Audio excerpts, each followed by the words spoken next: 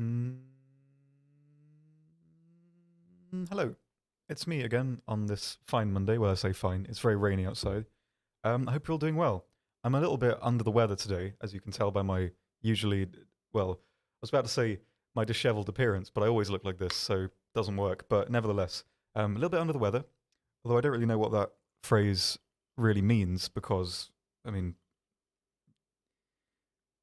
I mean, sorry, my brain just broke then. I was trying to justify it in my head. How can you be under or over the weather? It's a sort of, it's more a concept or rather than a sort of a lateral layer, you would imagine. So, regardless of semantic um, phrases aside, I hope you're all doing well today. I have my lovely beverage here with some nice floating bits in it as usual. So that's brilliant. That's absolutely fantastic. How are you all? How's it going? I've seen a bit of the KV2 Civil War happening on the YouTube chat. I hope you guys are having a whale of a time. Um, that's brilliant. I hope that sort of eventually solves itself out. Um, I'm doing sort of okay today.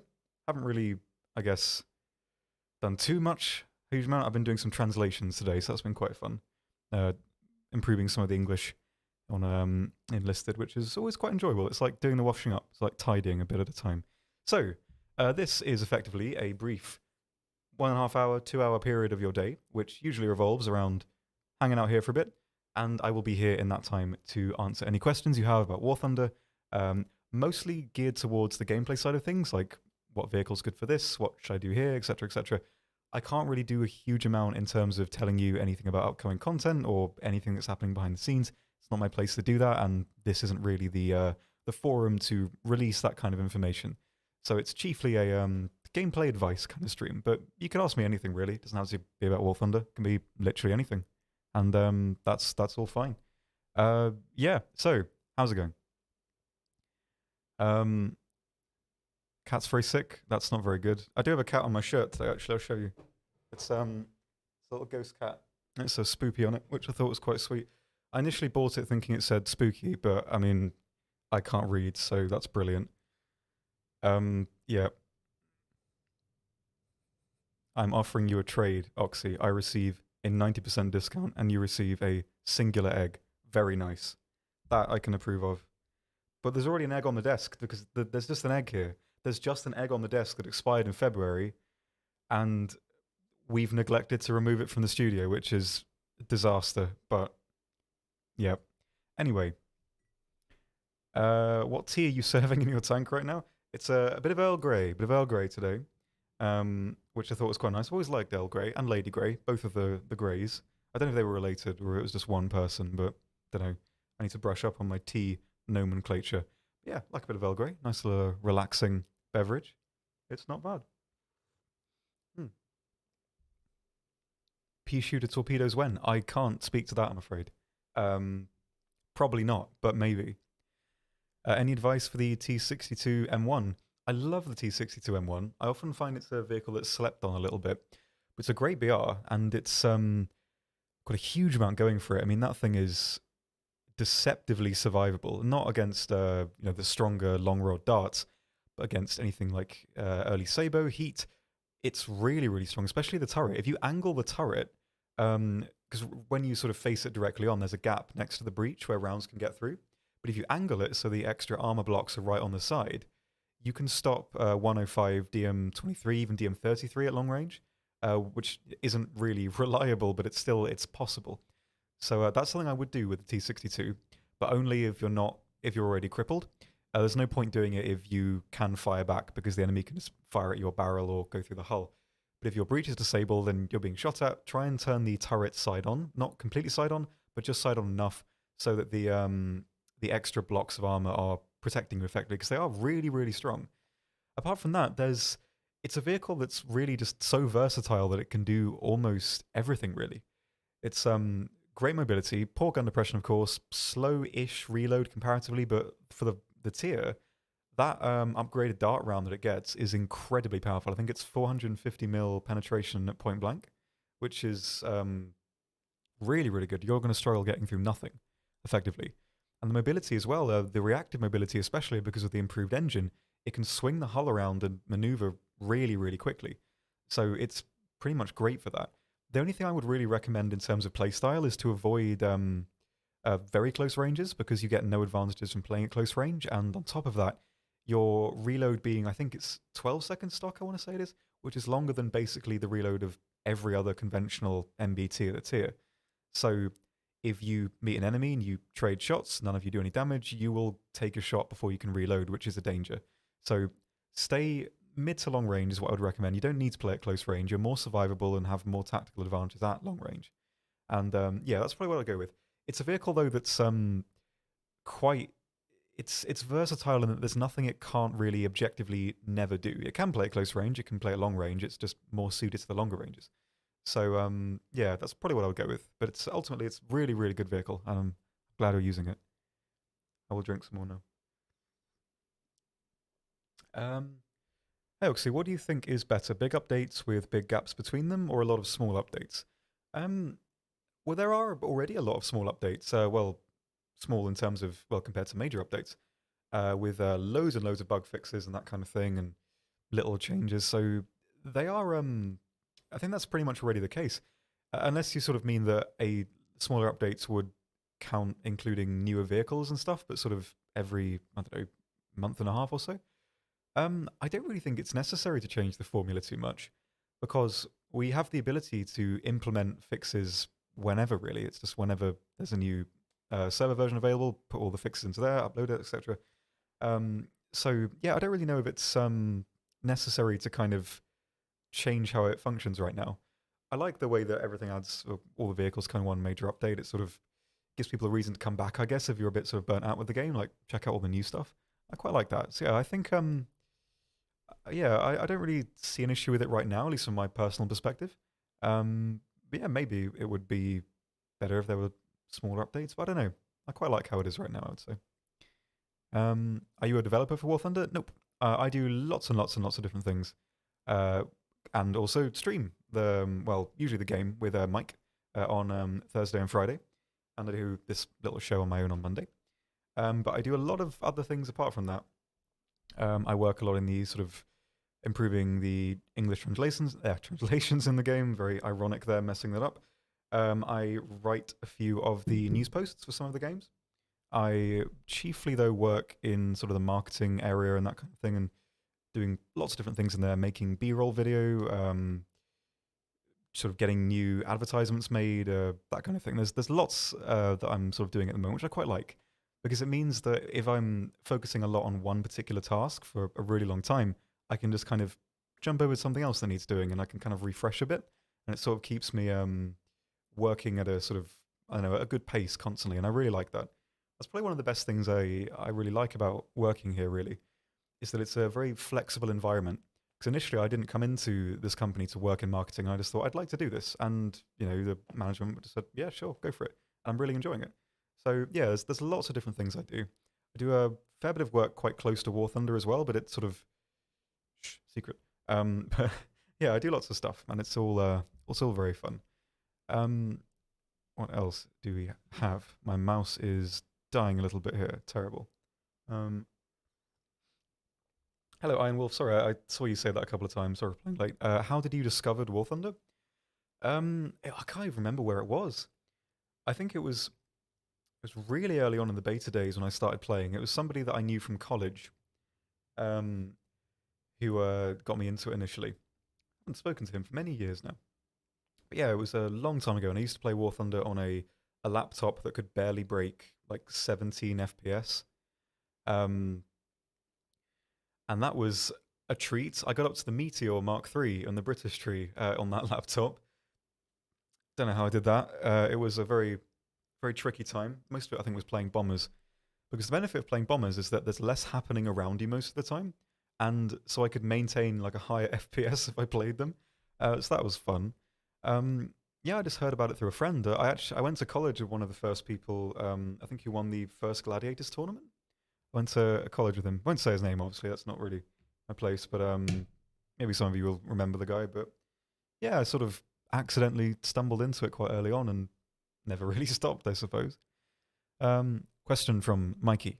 Would you classify your hair as black or brown? I don't know. It's hard to tell really. It's like the darkest brown you can get, I think, without being like having completely black hair. But it is sort of. I mean, from here it looks black. Yeah, I can. It definitely does look black. Um, it kind of is, but you can also see how grey I'm going. Going incredibly grey. It's the camera's doing a good job of blending them in, but if I look at myself in good light, Christ, disaster. Um, yeah, exactly. Yeah, I think everyone started on like a pretty poor system. The only reason I ended up getting a decent PC was that I could play War Thunder like properly. Um, because it was yeah, it was not really that easy, especially because there was some AirRB maps that would crash my laptop and I just could not play them, so I had to play arcade constantly. I did try and play bits of RB, but because that was back when the maps like rotated a bit more regularly, there was a lot more variation.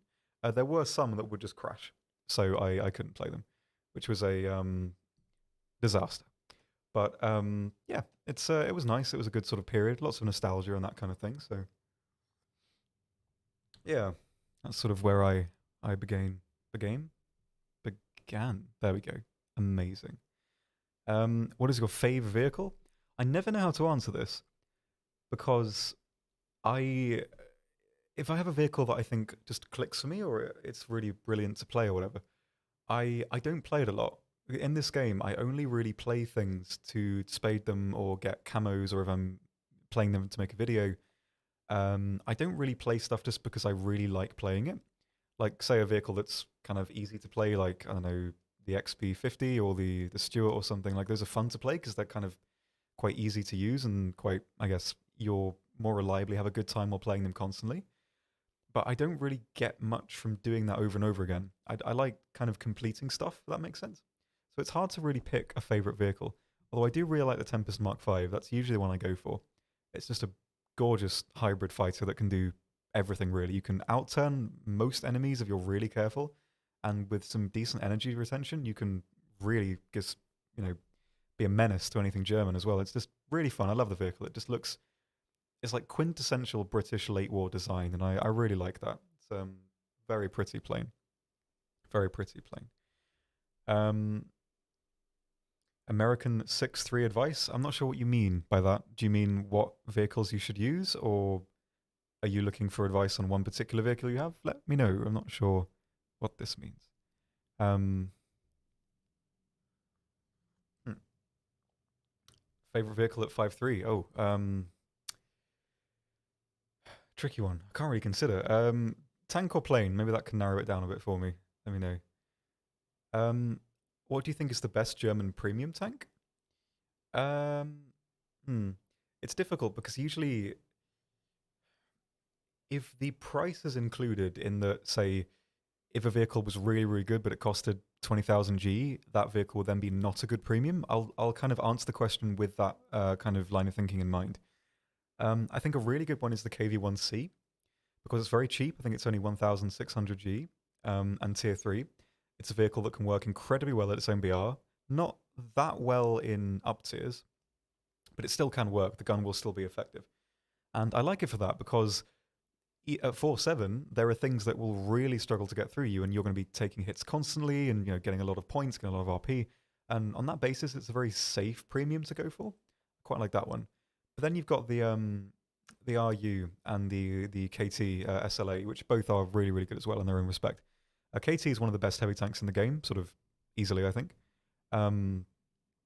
Super versatile. It's a little bit tricky in regards to the turret sloping, but if you can position yourself well, it's a hugely effective tank. Not really too much to go into that. Everyone knows what a KT is. RU as well, though, is a very, very good vehicle because it has a great lineup, and it does something very important that I think the best premiums all do, and that's that it's a vehicle that will work in basically any environment, on any map and any BR, because its mobility will never not be effective, in the same way that armor will stop being effective when it's fighting enemies that don't need to aim to get through it. So the RU's advantages do not dissipate with having to play on an open map or close range map or at a high BR. So it's a safe premium to get because in every roll of the dice, I mean, matchmaking and maps are out of your control for the most part.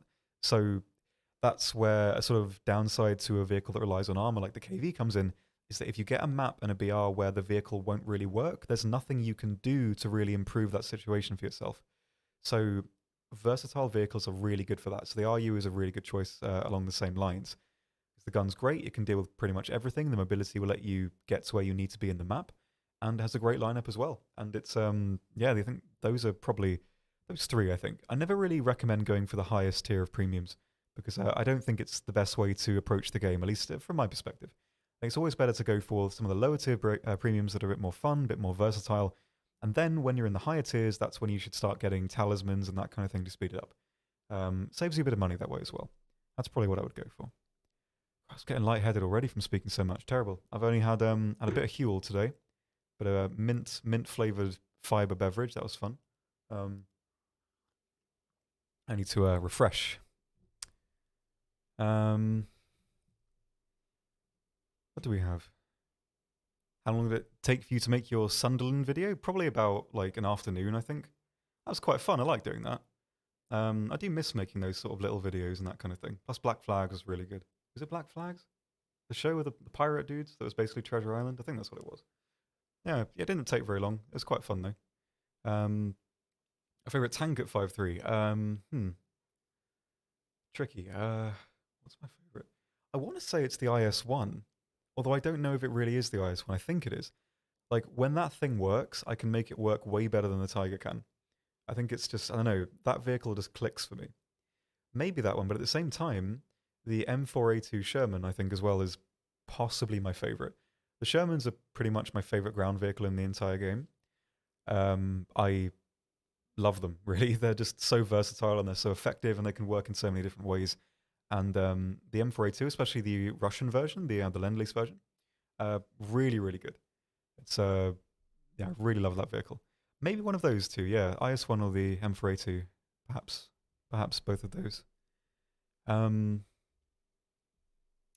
Man, WOT is trash, hitting me with literally the funniest comments today. These are incredible. Keep these questions up because I'm just having a brilliant time with this. What do you think about the T44? Probably one of my favorite vehicles again. Again, it's decently versatile in its area of influence. It's not really that great in the higher BRs reliably, and especially at longer ranges. But in its sort of apex environment, it can be incredibly powerful. It's got one of the most reliable armor layouts for medium tank over the game, really. The front plate is pretty much immune to everything apart from heat and some of the saber rounds you can fight. And the gun as well, while not immensely effective for 6.3 and especially beyond, can still do a lot of work. But the main sort of important thing to keep in mind with it is to keep on the move. If you're being ranged in or looked at, if you stay still, you're going to get slotted through the turret cheek or the cupola, and it's going to be kind of easy to get that shot off on you. So the most important thing for using it is to not give the enemy an easy shot. It's going to keep on the move, rocking back and forth, swinging your hull around, swinging the turret around, and that way your sort of armor layout is changing by the second, and it makes it a lot harder for enemies to line up a shot on you. So I think keeping that in mind and incorporating that into your playstyle will keep you alive a lot longer, and that really makes the vehicle work. I love that about it. It's yeah, I really like the T44. It's one of those vehicles that I can play and basically not feel, I guess, I don't know, some vehicles you play and you kind of feel wary about meeting a certain vehicle. If I'm playing the T44, I'm basically afraid of nothing. It's just, I know I can do whatever I need to do in it. It's one of those vehicles, and I think on that basis, it's a really good one to play. And I love the T44. Very, very nice. Armor is effed right now. Yeah, there's been some accidental, I think, alterations to it. I think, from what I understand, the fix is already live. There may be some sort of legacy issues with it hanging around from that. I'm not sure on the progress, but I think from what I know, basically all the team involved in DMs are working on it right now. So hopefully it'll be back to normal soon. Hopefully. Hi Oxy, do you get more SL in arcade? I think the way it effectively works is that you don't earn more in arcade, but you will earn more just because arcade matches are shorter. So you may be able to play 2 RB matches in the time you can play 3 or 4 AB matches. And so on that basis, you will get higher winning rewards that will stack over what you'd earn in RB, even if you won both games. So it doesn't on its own give more SL, but it will give you more if you play it in comparison to the other modes, generally speaking. Um, what does this mean? How does War Thunder playstyle change from player with and without markers like RB, Air, and Sim? Um, it's something to definitely keep in mind, and it does change the playstyle a bit. But I think a lot of the more kind of seasoned players in ARB, for example, will always be looking around them anyway, because dots can be, it's really good to be able to see where your enemies are ahead of time. So seeing a dot above the clouds or checking behind you, looking into the sun, etc. It does factor into gameplay a fair bit, but I think having that vigilance in Sim is vital, really. There was a quote about it from the war about one of the greatest killers of pilots was complacency in a not exactly, not looking around you and flying in a straight line for too long, and it's just eventually going to get you knocked out. So yeah, it's a very very very important thing to do, especially for Sim. So I think it does change a little bit, but it should still be sort of incorporated, generally speaking, into both modes. Actually, any recommendations for a talisman on rank 4 or 5 Italian tanks? I need to remember them, really.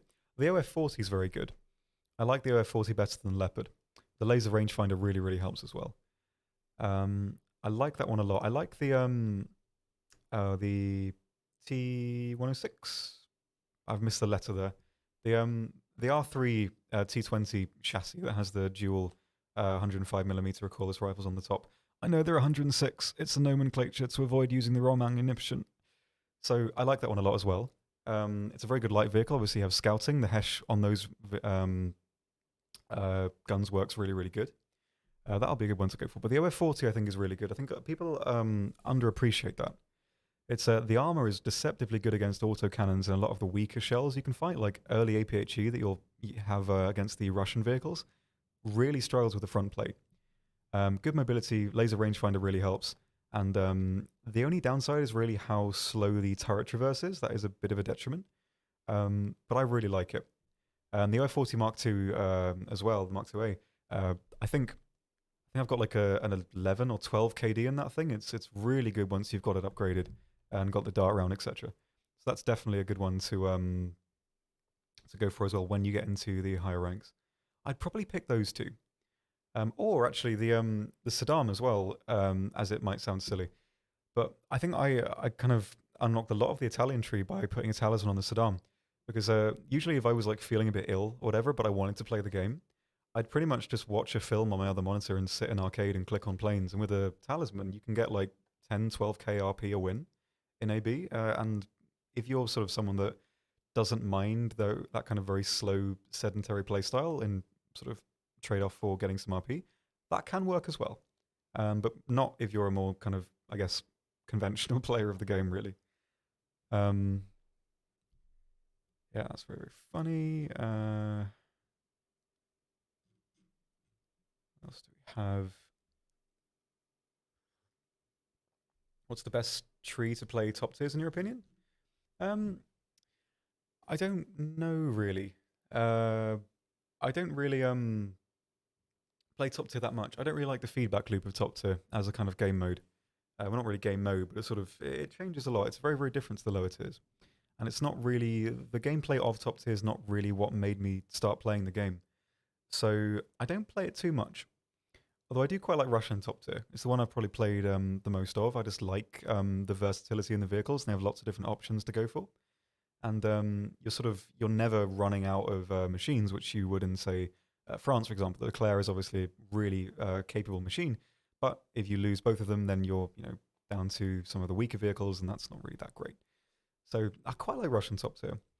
Helis as well can be quite fun, but it's not something I really play too much ultimately. Best T54 model? I quite like the 1949 for the lower BR now. It's better in respect to having smaller cupolas as well. The cupola on the 1951 is a bit taller, so it can survive APHE a little bit more reliably. And at 7.3, you do have the chance of getting some pretty pretty good games. And yeah, I quite like that one. I liked the 1947 mod before it got the nerf to the turret. I haven't played it much since, so I'm not sure if it's still. I'd still sort of say it's my favorite one. I think probably the 49 is sort of eclipsed that spot for me. But I quite like them all. They're all they're really good vehicles, I think. Hmm. Yeah, exactly, Verizon. It's I don't think I've ever really used the APDS, only if I'm trying to shoot at something at very long range. But even then, I mean, with some practice of using the tank a lot, you don't really need it. But yeah, I think it works. It's a very workable vehicle. Um, what's your thoughts on having enduring confrontation mode for ground battles? It would not work as well as I think a lot of people hope it would. And there's low. I think I've spoken about this before, and it usually leads to an incredibly long answer. But it's just something that doesn't work hugely well in War Thunder. It would have to depend on a lot of other factors that were involved in how the mode was made. But generally speaking, just having like forward spawns and that kind of thing and pushing forward, it's that it works in other games like shooter games because every player can react to everything that's going on. Say in Battlefield, for example, you have classes that are sort of at a base level, capable of doing everything to a degree. You've got your AT guy, you've got your recon guy, you've got your MG guy, and from that you can kind of respawn and react to what's going on. But in War Thunder, it's not really the case because if you have a lineup that is filled only with the defensive vehicles and you need to attack, then you're playing in a disadvantage, and that's not really very fun. It would require basically perfect tuning on every respect. So I think it probably couldn't have a normal queue like that. There's a lot of other, I think, factors that would be involved in making it, and I don't think it would be simple just to have it as like a random game mode that you could potentially get just by queuing for random battles. Because, I mean, you can get a map in BR that just does not work for the vehicles you have if you're meant to be defending, say, and it just wouldn't really be that great for people. And then, say, if a couple of people start leaving the match, then it crumbles very, very quickly as an idea. And I think that's probably why it hasn't really been done yet. But yeah, it's an idea that I think could work in the sort of perfect scenario, but it would take a lot of tuning and probably wouldn't be able to exist in the same way that a lot of people would like it to be, I think. Yeah, there already is. There's a vintage fanfic, I think, of me and someone else, which is quite funny. Please don't write any more of them. They're horrible. Well, it was funny, I guess. Um, is there an issue with HE shells going on? I don't know. Maybe, yeah. I think I've seen a couple of people talk about it. I don't know if there are anything specific regarding them happening right now. But yeah, I've seen some comments on it. But the thing is, HE damage is well, recently-ish been reworked, so I think it's going to be a while before it's sort of working perfectly. So there's probably going to be some teething issues here and there. But yeah, it maybe. I'm not sure. I haven't really heard too much about it, but I've seen some posts here and there.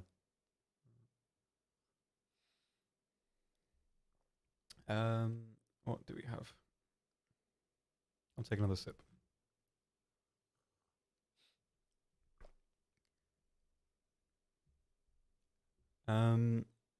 Are there plans to add more World War II vehicles? I don't care, premium or non-premium.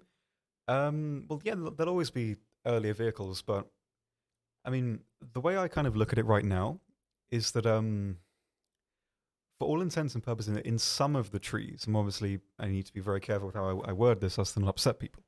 But in some of the trees, the World War II section is, in terms of having enough content to fill the tree out and for a game, the World War II sections are complete. They are obviously missing some vehicles in some areas. They're not objectively filled with every single vehicle they could possibly have. But in terms of jumping from BR to BR to BR to BR, they are complete in the sense that there are other areas of the game that have bigger gaps that need attention. So, for example, there are loads more 109 variants we can have, but I'm pretty sure we almost have a 109 variant from every BR, from like, well, especially from rank 3, you got like the F4, G2, G6, G10, G14, K4, and they kind of fill every single bracket. So we could add more 109s because other 109s are gorgeous, lovely aircraft, and there'll be more that can do different jobs. But there's no absolute requirement for them on a gameplay basis, in the same way that there are gaps in minor nations like Japan, or minor nations, smaller nations like Japan, China, and Italy, that will sort of need to be filled a bit more widely, especially in the higher tiers. So I think World War II vehicles will always come to the game, but they are generally at a lower priority on that basis. But there will be more, can confirm. But at the same time, they can't really be as much of a priority anymore, I think. I can't really offer any speculation on any upcoming events or content. It's not my place to do that, and it's not really. I can't do that here. So sorry, I can't answer that question. But yeah, not really my place. Hello, Fox of the Swamp. Hope you're having a nice day or evening, wherever you are.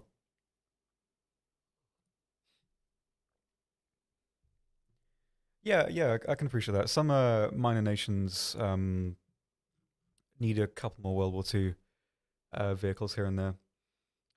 I think, I mean, Japan, I think, is one that personally, like, from my perspective, maybe we can have a bit of a chat about this right now. For Japan, I don't think I'd really mind if they got vehicles that were basically only partially built or mocked up. My line of thinking for this game is that if there's a gap that needs to be, like, really needs to be filled, and there's no other option to fill it with a vehicle that existed, if a prototype vehicle that was designed at the time and could conceivably have been made, and we have enough data to accurately recreate it, then I don't have a problem with it myself personally. I'm not saying that's how it should be. That's just my perspective. I think Japan could probably have some of those vehicles, and obviously I don't have any idea if like anything like that's planned in the future. I guess it probably isn't, from what I understand, but I don't know. I have no idea on that. But I've always sort of liked those vehicles that sort of never really existed but could have existed. I like the Panther 2. Sort of. From what I understand, the Panther 2 that we have in game was almost entirely, well, not really entirely, but was not true to the initial plan, in that it wasn't really possible to make it, and the same with the KT-105. And that's why they sort of were removed effectively. So along those lines, but if the vehicle is literally, we have the actual documentation for it, it's all, this is exactly and precisely how it was going to be made, using these parts, using these power plants, etc., then that's something that I don't have any problem with at all, personally. I like those vehicles, things that are just a bit weird and never quite made it. But obviously, if they fill a gap, if there's, for example, a gap that could be filled by 5 real vehicles or 1 fake vehicle, not fake vehicle, but prototype vehicle, obviously the vehicles in production should fill that gap. But if it's absolutely necessary for the health of the game to have more fleshed out lineups, I think it's a good thing, at least from my perspective. Maybe other people disagree, I'm not sure, but that's how I see. Yeah, exactly. As long as they fit a gap, then that's the way for me, I think. Can we start with the gameplay? This is not intended to be a gameplay sort of stream. It's more a sort of a thing to listen to, I guess, rather than watch and see things happening. Maybe at some point we could have some gameplay going on in the background, just to kind of have something to watch on the screen. But generally speaking, it's mainly just to kind of listen to. This is meant to be a sort of quite a quiet stream, not exactly lots going on, which is quite nice. I think it's nice to be able to have a more chilled session, I suppose. So yeah, there's not really gameplay right now. Maybe we'll get some replays in the future when I can figure out how to transfer 20 gigabytes quickly on my external hard drive. Maybe at that point there'll be some. Oh, Mike, quiet you with your comments there. Ah, what are you like? Dastardly boy. What accent is that? Terrible. Nice cat on your shirt? Yeah, I can show you a bit of it. There it is. It's a cat wearing a kind of ghost sheet. It says Spoopy on it, which is quite sweet. Why is it so warm? Yeah, like a podcast, basically. It's more in the realm of that rather than a conventional stream. But yeah, we just sort of have it on YouTube and Twitch and that kind of thing. Maybe we can host them somewhere else, although they're not really something to listen to in retrospect because you can't see the chat, I guess. Maybe we can think of something. Who knows? In the American SPA tech tree, do you think it's better for me to stay with the M16 or go with the M19 or the Duster? I think it depends on you and what you want from it. The M16 I think has less potential, but it's easier to use. But the M19 especially is way better against tanks, obviously, and once you get the aim, it can be very, very effective. But I think the M16, for all its faults, is easy enough to use at the higher BRs, excuse me, to where it's still worth using. And I think it depends what you want. If you want a more versatile AA platform to go after tanks as well, then I would go for the M19. But if you have no interest in that and just want to stick with AA, and maybe it's something you're not quite as confident in doing, it's effective. And I still think it will work beyond its BR. And on that basis, I think it wouldn't be a mistake to stick with it. But if you do want something more versatile, I would get the M19. It's probably what I would go for.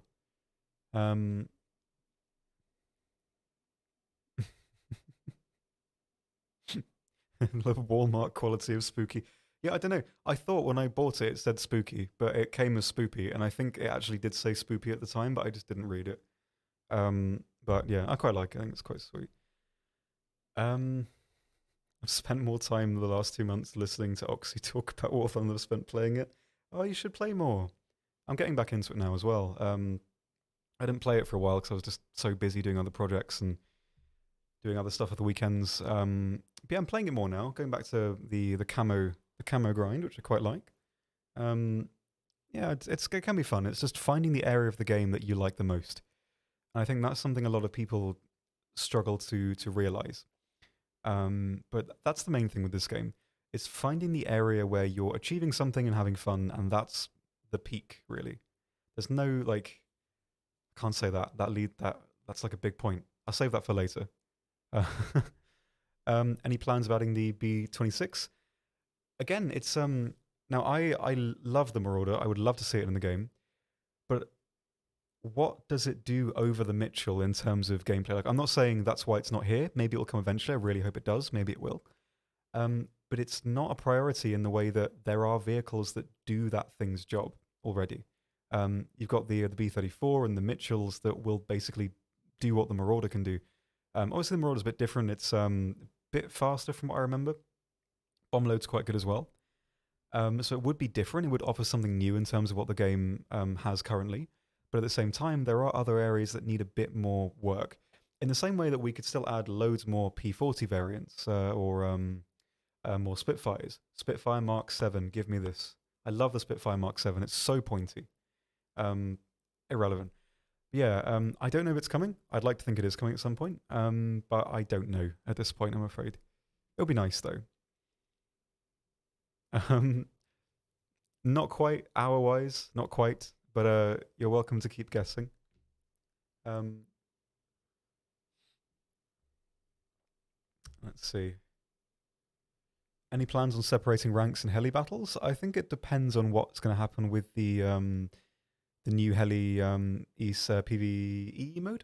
I don't know when that's happening. Hopefully soon. But I think a lot of the changes a lot of the changes to helis will probably come with that mode when it is released. So I probably would hold off on answering anything about it until that point. So yeah, maybe something like that will happen. Is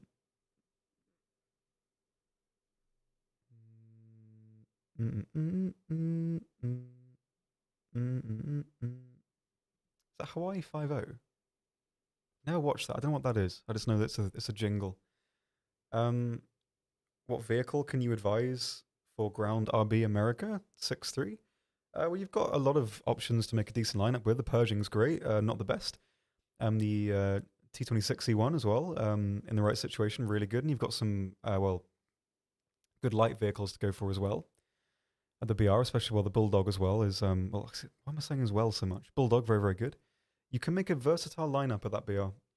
You've got your anti-air, you've got your heavy, you've got your versatile medium, and your light vehicle as well.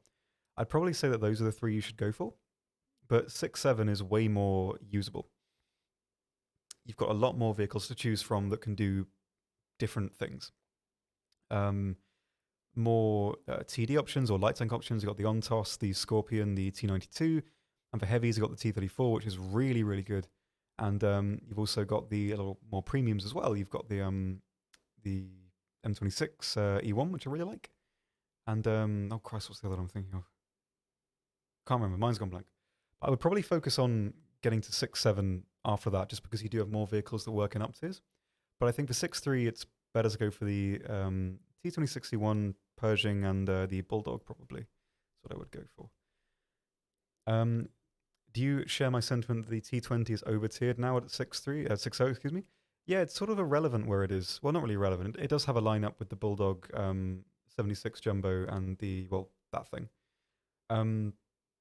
It could be lower, and I think it was just a case that a lot of very competent people were using it in a very short time, and it was performing incredibly well. I saw the stats for it at the time, and yeah, it deserved, like, on its performance as on face value, it deserved being up tiered. But I think it can probably go lower, and it wouldn't break anything. I think it'll be fine at 5.7. Even at 5.7, it would have more of a stronger lineup, more of a place in the game.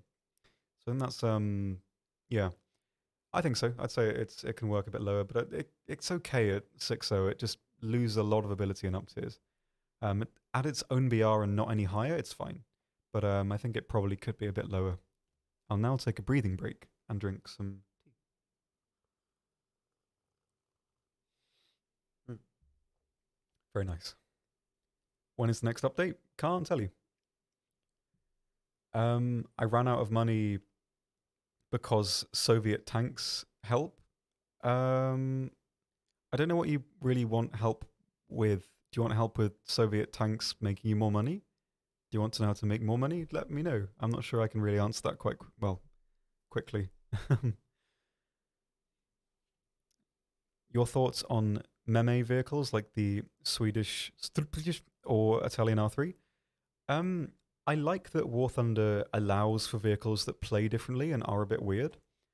But they're not really vehicles I play too much. I'm not really a fan of the hee derp life, so I don't play those things very much. But I like that they're in the game, and I like that the game allows you to do weird stuff with vehicles. I like that. So yeah, I'd like to see more vehicles like that in the game in the future and in whatever form. A lot of weird aircraft we could have as well. Maybe something for the future. But yeah, yeah, I like vehicles like that generally. Um, do you already know what vehicles will be in next month's Operation Summer? Is there one? Don't know. Maybe. I mean, I know a lot of things. I have what's the saying? It's always like it's a kind of gross saying. Having fingers in many pies. That's just gross to me. I don't want to be touching on food. That's just wash your hands. I don't like it. Yeah, I know lots about some of the stuff that's on the horizon, and there's always things to look forward to. That much I can promise. Um, thoughts about the Chinese tech tree? I like it. I think I pretty much say this every stream, but I like the Chinese tech tree. It's a really good beginner nation. It has a lot of vehicles that work in synergy with each other from other nations. Um, it's fun. I like it. What I wish China would get some more unlockable camos for the aircraft and for World War II era and below tanks, because they only have one winter camo to unlock and one GE camo. I would like more. That's my biggest gripe with the Chinese tanks, is that the customization's not very good in terms of decals or camos. I'd love to see some more on that front. I really like the Chinese tree. I really like the Chinese tree. How can I be a professional Sokute player? I think about a year ago, I actually wrote the wiki article on that thing on a lot of the Japanese coastal ships. I wrote pretty much all of those. Maybe they've been changed since then, but I wrote some tactics in there. Maybe you can look it up. I don't think they'll make you a pro player at the Sokute though. But yeah, I do quite like playing stuff like that. They're quite fun. What else do we have? Um, Horizon. I have to wait and see.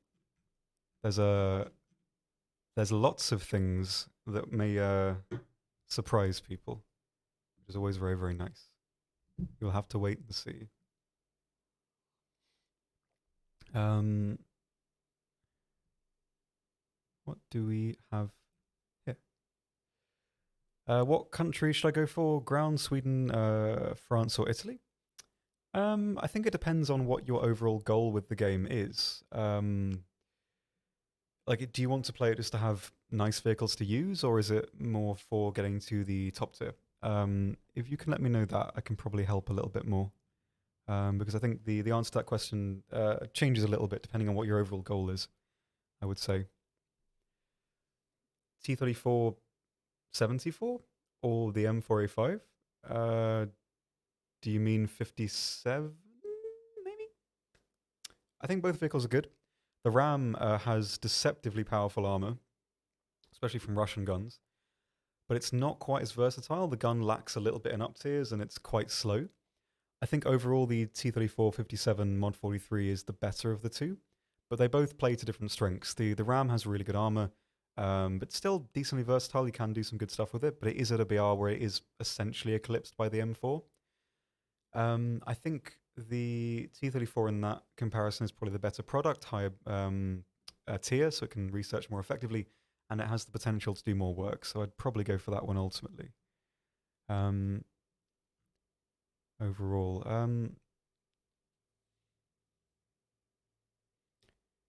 since I often have stretches of a few days to a few weeks where my schedule isn't conductive to playing War Thunder, it often feels like I spend all my playtime trying to knock the rust off. Yeah, I can see that. I get that sometimes as well.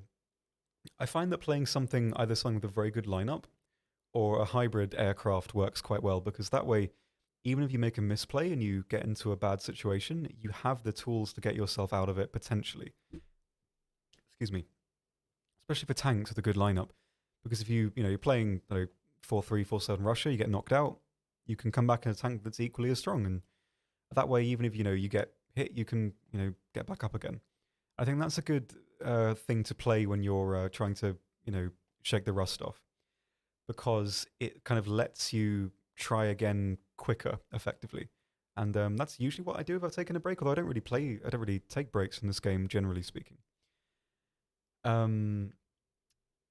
But yeah, I think that's probably what I would recommend if it's something you struggle with, because yeah, War Thunder is a game that you need to play consistently to really maintain your skill set.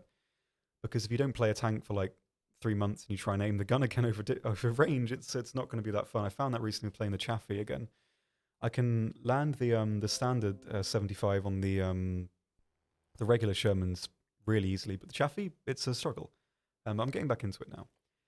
Yeah, I think that's probably what I would recommend for that, is playing something that gives you more chances to come back from mistakes. I think that helps a bit for me anyway. Um,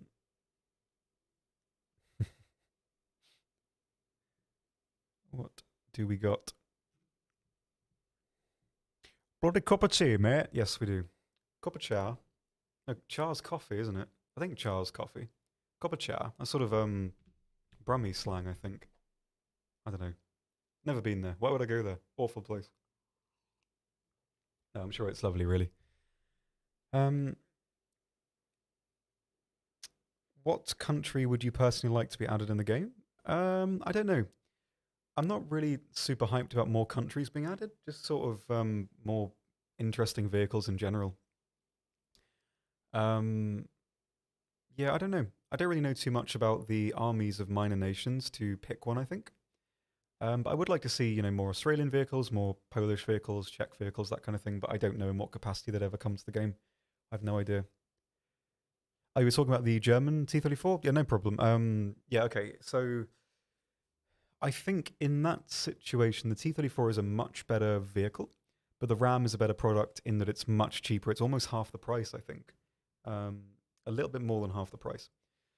So if you are on a budget, I'd probably go with the Ram. But if you don't mind spending a bit more for a vehicle that is really, really good, that T34 you can get has an incredible lineup, great ability, and it's a fantastic premium.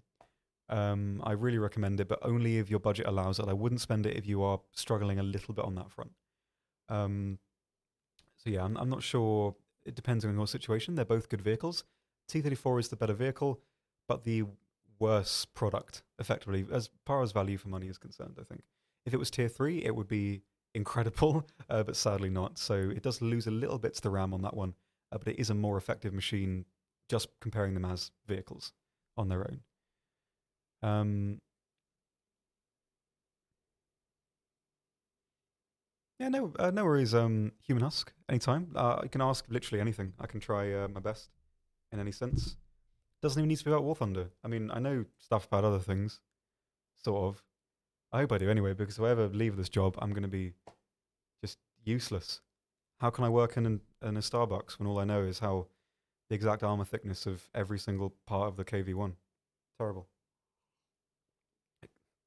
KV-1's a bad example because the armor's basically the same all over, apart from the lip on the back of the engine deck and the turret ring and stuff. Anyway. Oh, I inhaled that coffee wrong and now my voice is going to be crippled for the next few minutes. Amazing. I'm sorry I'm late. I had to make that word. That's fine. Don't worry about it. Favorite pair of trousers? I only own, I think, 3 of them. One doesn't have pockets, which throws me off. I quite like them though. I don't really know if I have a favorite. I just sort of put them on in the morning. I don't know. Do you prefer butter or margarine? I mean, just butter really. I don't mess with margarine. I'm not that really cool, I think, as a person. I don't live much of a renegade lifestyle that would lead to me indulging in that was a massive slurring of my words. Indulging in margarine. Terrible.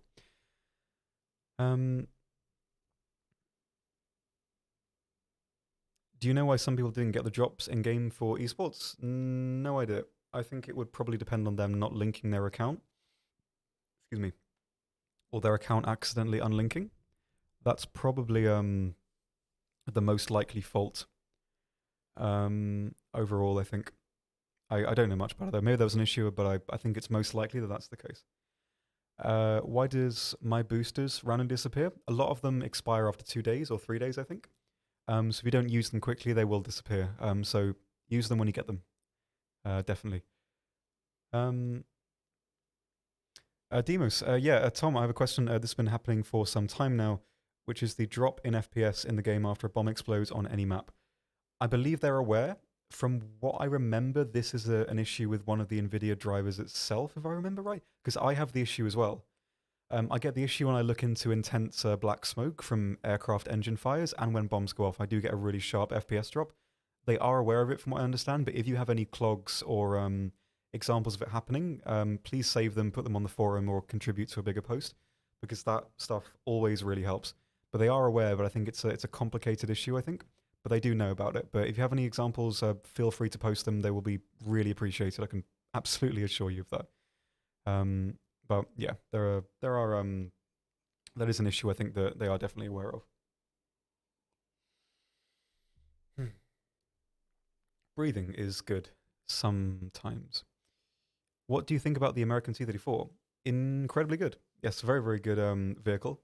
One of the better heavy tanks in the game, one of the best. Not as good as the T-29, but as it is 6.7, it's fighting weaker enemies, or has the potential to, rather, which is great. Great armor, great mobility for what it is, and great firepower. I love it. I think it's a really good vehicle. It can work in almost any situation. It can work in up tiers as well. And yeah, I'm really happy with it as a machine. Definitely worth going for. Good for talismaning as well. Talismaning, putting a talisman on. Yeah, I like that one. It's definitely worth going for. Definitely.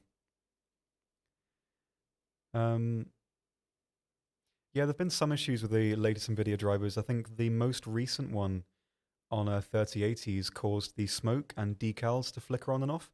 I don't know if that's fixed now. I think it is because I haven't had it on my system. But yeah, there've been a couple of issues on their front, I think, from what I remember. So yeah, hopefully that'll be fixed soon. Do you watch eSport Ready? Sometimes, yeah. Not all the time, but I've caught some of the games. Some of them can be quite fun. Yep. How does the up ranking, down ranking system work? What do you mean? Do you mean research relative to tier or BR? I'm not sure exactly what you mean. Let me know, and I can try and help.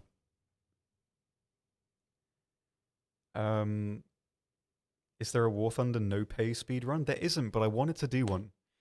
I wanted to do like a marathon I think like a really long live stream. Like maybe we could do like a 24-hour live stream one day, to sort of see how far we can get with so a complete free to play account. Other people have done it in the past. I think Frayne did it a long time ago.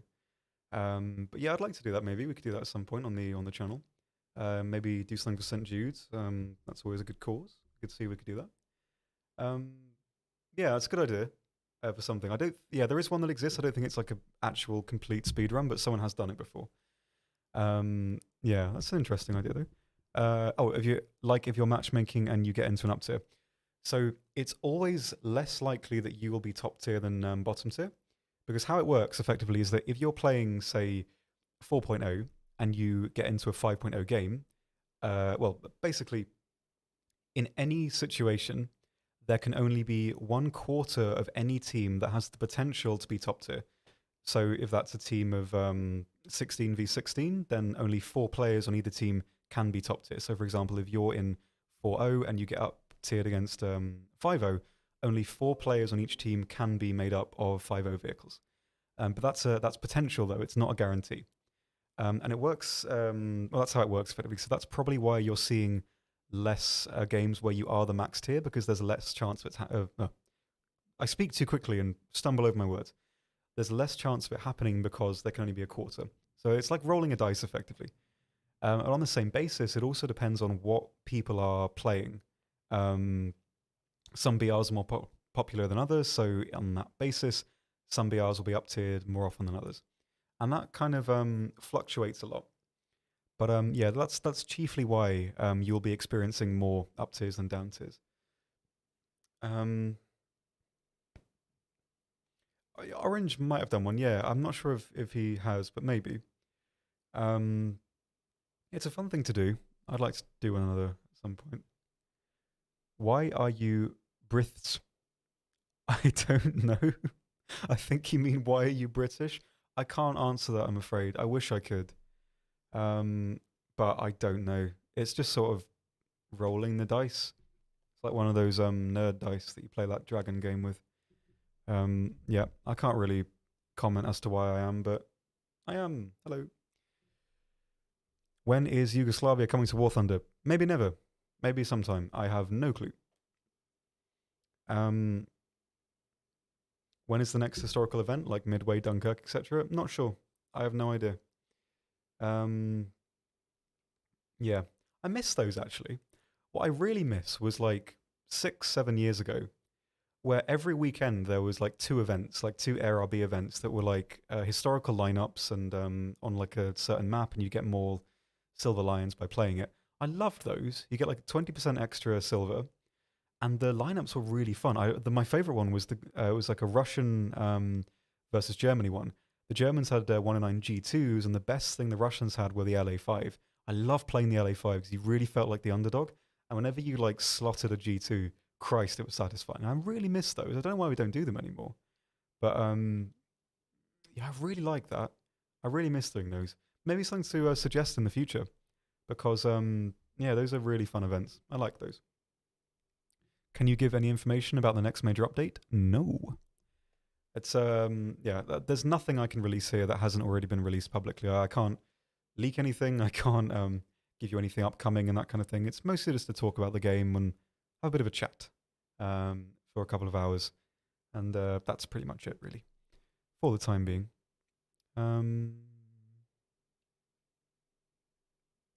OxyDB kinda shh, not now, maybe later. I love the LA5, yeah. So my fondest memories are playing with my good friend Ledek back in the day in the LA5. It's a gorgeous hybrid fighter, and it works great for team play as well. There's nothing that plane can't do apart from not burn the engine out immediately, but I like it. The early one, just the regular LA5 I really like. The higher tier ones are a little bit iffy, but I like them a lot. It's a great plane, really powerful. Can you give information about your next tee? I can, but I can only be a bit vague about it. It's it's something that needs to be, it kind of dulls the magic of it when you know in advance. That's what I always think about updates as well. It's like if you knew everything that was coming for the next like 5 updates of the game, it kind of don't know. It sounds like really cringy, but it's like there is a magic to that. There's like an excitement of like, oh, what can be coming? You know, maybe my favorite vehicle is going to be there. And yeah, I don't like telling people stuff like that. It's always more fun to kind of have it as a surprise. It's like if you knew what all your presents were on Christmas. Actually, I guess probably a lot of you don't do Christmas much anymore, but for some of those of you who are younger, it's a bit like that. I think it's always nice to like guess and speculate, but it's like less interesting to actually know what's happening. It's like I think I used this example before, and I will say this with it. I am not trying to couple these two things. It's just an analogy that works to explain the point. It's like if you find out how a magician performs his trick, it's like it doesn't become interesting anymore. It's just a set of things happening. There's no kind of magic to it. And it's like if you had every upcoming vehicle like spoiled for you, then it's like, eh, okay. It kind of takes away part of the enjoyment of everything. So I think it's always best to kind of find stuff out at the very end. Um, yeah, that's my long-winded answer. Mike does not look like Peter Griffin. I mean, I guess this is like a meme comment that's not really intended to be serious anyway, but no, he doesn't at all. What do you mean? Um, yeah, where's my mouse? Whenever I don't touch the mouse for a while, it kind of halves the DPS. Um, do you prefer coastal or blue water? I quite like coastal, but I think that's just because I've played more coastal ships. I like just use. I think because coastal ships are more agile, you can actually use the maps more, and a lot of the maps are designed more towards coastal vessels. So I think you can have a better gameplay feedback experience from using them. But some of the vehicles can be a bit tedious to use. But I quite like them. I do quite like coastal ships. It's just they don't really offer a lot in the grand scheme of things. Maybe there's more to do in the future on that front. Um,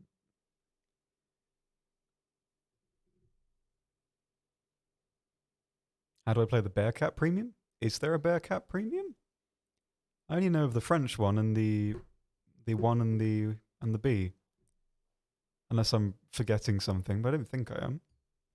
Do you mean the Corsair? Um, hello, the Flying Dane. How are you? I like your octopus. That sounds too intimate. Yep. Oh yeah, man. F8F Premium would be tits. It would be. Yeah, I'd like that. But I don't really know what variants they have. Um, yeah, that'd be nice. Bearcat's a great platform. I love it. I think he's talking about the F7F. Maybe we'll wait and see. I eagerly await the response.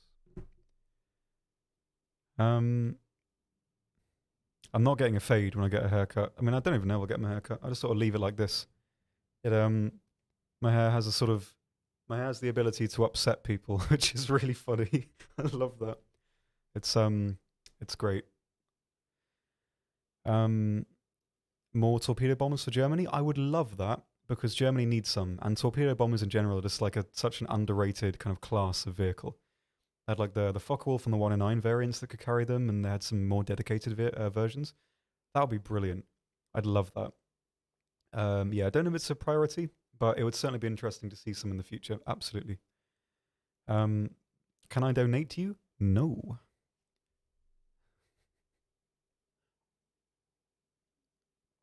Will the Mouse ever come back? It generally comes back once for War Thunder's birthday, but it's not a guarantee. I can't say it will absolutely come back for War Thunder's birthday next year. It's just it has in the past. So you would surmise that it would again, but I don't know. I can't confirm it, but I think it's not unlikely that it would, but I can't promise anything. Um, yeah, thanks for that. I agree. Any news on Tech Tree Premium sale? Nope, not really sure what you're referring to for that, but nothing that I know. Ah, how do I pronounce your name? Trollclan? Trollclan? Don't know how to say it. Thank you. That's very sweet. You're the only person that's ever said something nice, which is very, very, very sweet. Thank you. I appreciate that. Will Sweden get helicopters? Probably in the future, but I don't know when it will happen or if it will. They do have some examples, but I don't know on the process of that. Progress on your guide video. I have all the footage. I was absolutely cracked at the weekend. I played 2 games in the M3, the M4A1 and the M4 Sherman. I had a 18 kill game and a 22 kill game back to back, and it's just I'm on it. And then I got a game with the LVT, the American sort of gift vehicle. I shot down 3 planes in one game with it, and it's like I'm on some wild stuff today. So I got all the footage done in like one day. So that was great. So I just need to finish the script, record that, and it should be done in the next few weeks. And yeah, so progress is getting there slowly. Do you have any opinion on Canadian vehicles in different trees? I don't really know what opinion I would have for that. From what I understand, vehicles on that basis just sort of go to the tree that fits them thematically. So if a vehicle that's made in Canada has the most similarities with German vehicles, it will go in the German tree, and everything like that. For the same reason that I guess the T14 is in the American tree rather than the British tree, because it has more in common with those vehicles. I think that's how it's done, but I don't really have much of a sort of extended opinion on it. Nice lipstick. Does it look like I'm wearing lipstick? I don't think it does. This is just what my face looks like, I'm afraid. What are your favorite French plane? They don't have very many of them. I quite like the something like the MS410s. I like. No, they look like this will sound really weird, but they remind me of paper kites or like paper lanterns in like how the fuselage is made. That sounds really weird and will make no sense, but I really like that. I really like those vehicles. They work. I don't know. I like it. So I like those. I think they could probably get some more down the line, some more French vehicles. Yeah, maybe that's my favorite. Not in terms of a sort of a functionality as a vehicle, but I like it for what it is. I liked it for what it was. That's a reference to a YouTuber that probably no one will know. Hopefully you do though, because I had so many laughs with them back in the day. Yeah, I'd probably say that's my favorite. They do look chunky, yeah. Perhaps. Why is the T28 at 6.3 versus the T95 at 7.0?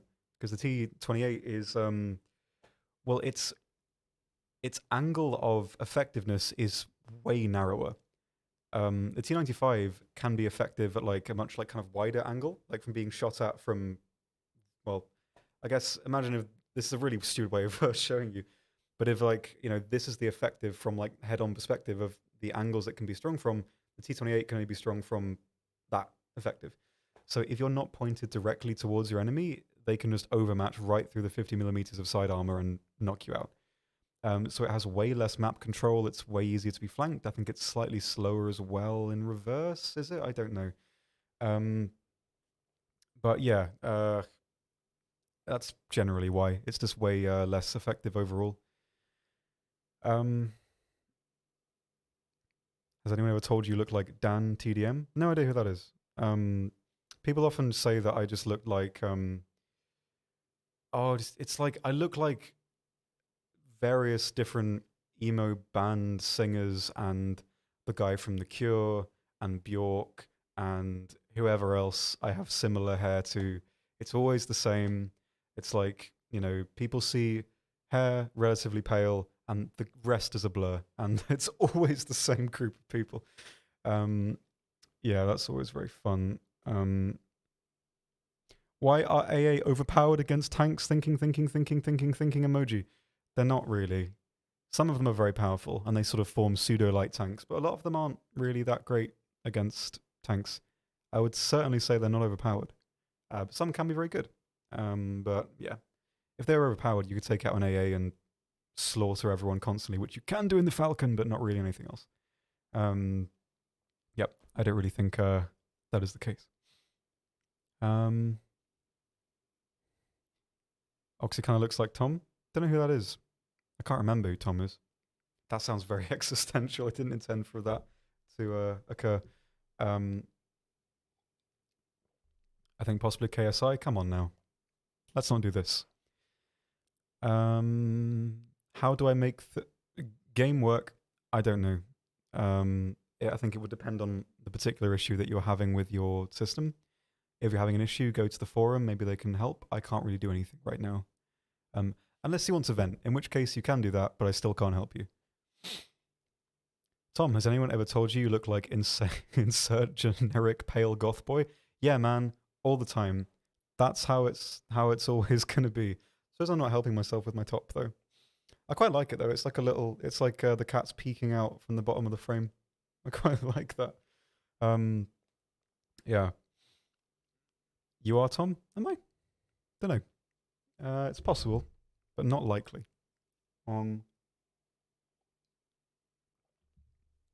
Right.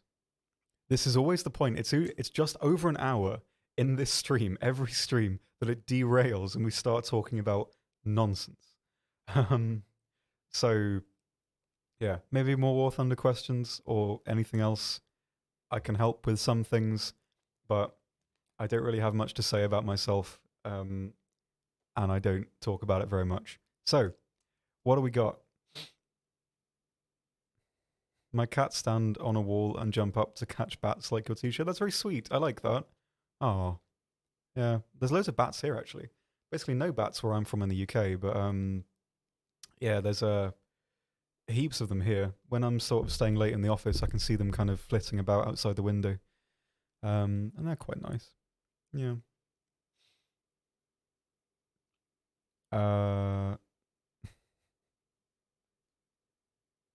Hey Oxy, can I please add a new crate vehicle? I'm not sure what this means. Can you extrapolate, perhaps, and I can try and help? We never found out what the frog was. I don't know what the frog is. I don't know if we'll ever know. I have another frog-based shirt that I can wear next week as well, which is quite nice. Look forward to that. We still don't know the frog. We need to, like, dude, like, I will put a bounty on it. I don't know what I can offer though.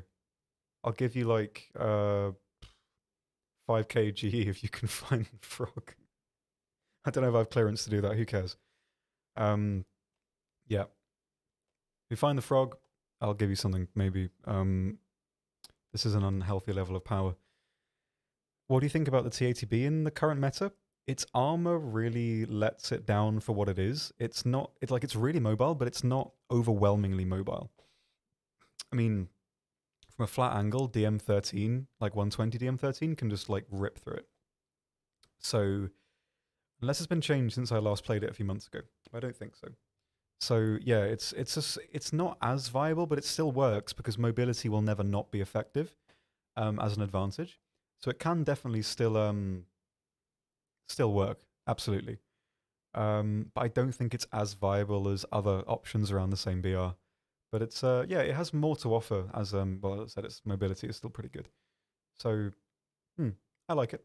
But I don't think it's easy to do. It's not easy to do consistently well in it, I think. GR mod name Stoner. Yeah, I know Stoner. I talk to him sometimes. We have some chats. Not super often though, but yeah, I know him.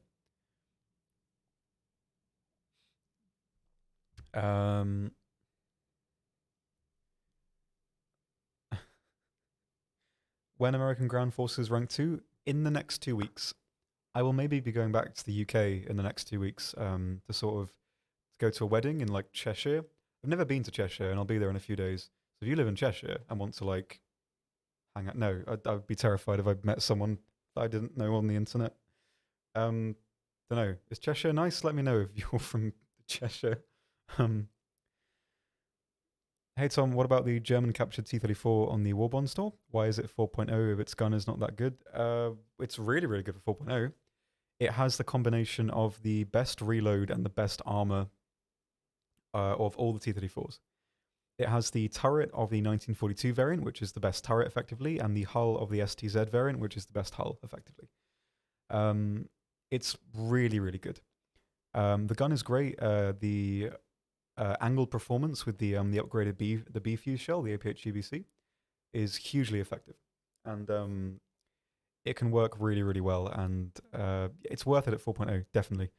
It's the gun may seem a little bit underwhelming in an up tiers, it definitely is, but the advantage of having it in a 4.0 lineup is that you have the flak bus, you've got the Panzer IVs if you need extra performance in terms of firepower.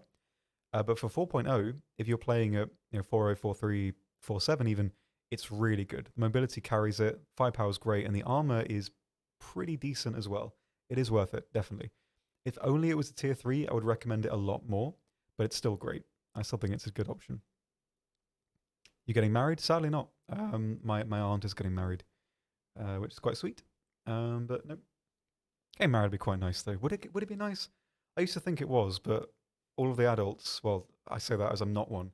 All of the other adults I've spoken to have said it's probably a terrible idea, so maybe I won't get married. I don't know. We'll see. Good afternoon, fancy shirt. Thank you. I'm glad you like it. Little cat, sir. Why is the Marder 3H in tier 2? Well, it's only 3.0. It doesn't need to be tier 3. I wouldn't really know much about why it should be up tiered. Hello. If I'm getting tired of playing War Thunder, how big a break is best break? I can't really answer that on your behalf without knowing anything about you, I think. It depends really, just how much. Usually it's just take a break to the point where you miss the game, I guess, and then come back. Because, I mean, it depends. For me, like, sometimes, like, not playing for a day is fine. Other days, maybe playing for a few days. It depends on you as a person. I'm not sure I can really answer that. You didn't read my message? I didn't see it. Send it again. I will respond. Just go to a library and wait for a girl to talk to you. That's not how real life works, I'm afraid. If only it was. This is a very long question. I understand that mobility is a widely beloved characteristic, but personally there is something really compelling, at least in my mind, of the idea of massive behemoths slugging it out. As you can imagine, personally prefer Blue Water, and just keep scrolling. Particularly enjoy these few ground vehicles that are very well suited to that. I very much like those types of fights as well, but I think it depends on what kind of impact I want in the match. Sometimes playing like a super heavy vehicle can be really fun because there's less onus on you to make mistakes. If you're in a vehicle that moves at like 10 miles an hour, there's not a lot you can do wrong in terms of your positioning because you basically have to react to things coming at you rather than you advancing on other enemies. A bit different in ships because you're basically perpetually moving. But especially for tanks like the T-95 and the Maus and Churchill Mark 7, etc. Yeah, so I see what you mean. I really like that playstyle as well, but it depends. If I'm feeling kind of tired and I don't really want to dedicate a lot of brain power to the game, those vehicles are brilliant to play. But if I'm trying to, like, I guess, go like ham at it, I kind of prefer mobility. But I can definitely get your viewpoint, absolutely, and those vehicles are still really fun. Right. Why not 2D girlfriend? I don't think that's a healthy relationship, but maybe, probably not. A new rare vehicle to the crates? I don't know. No idea. Maybe in the future. There's not really too many that could be added now. There are some that will never come back. It's becoming available. But yeah, maybe. There's a couple more that can be into the boxes, I guess. But we'll have to see.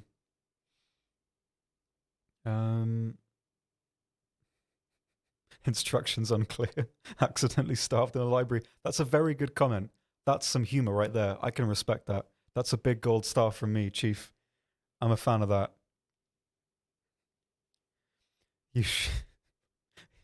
You should marry a church girl? What's a church girl? Bernie Gran, what do you mean? What's a church? I don't know why I find that so funny. What's a church girl? Tell me now. Um, that's fantastic. Right, this is going off the rails. Um, very very quickly, I think.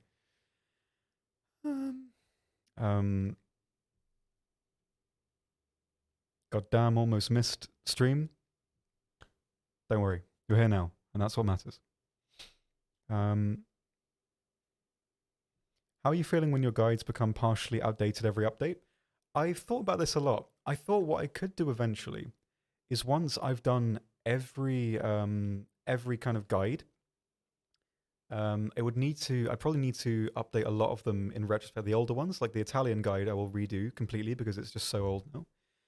I thought about if I updated them rapidly enough that I could have them all perpetually updated. And then every major update, I could do a kind of overview of the entire update, all of the new changes, either for each individual nation as a separate video or one big video. And that way I can perpetually keep everything updated. It will be a huge amount of work. I don't think I have the time right now with my job to make something like that possible. But in the future, if things could change a bit, I think that's the counter to that, because you are right, they do become outdated.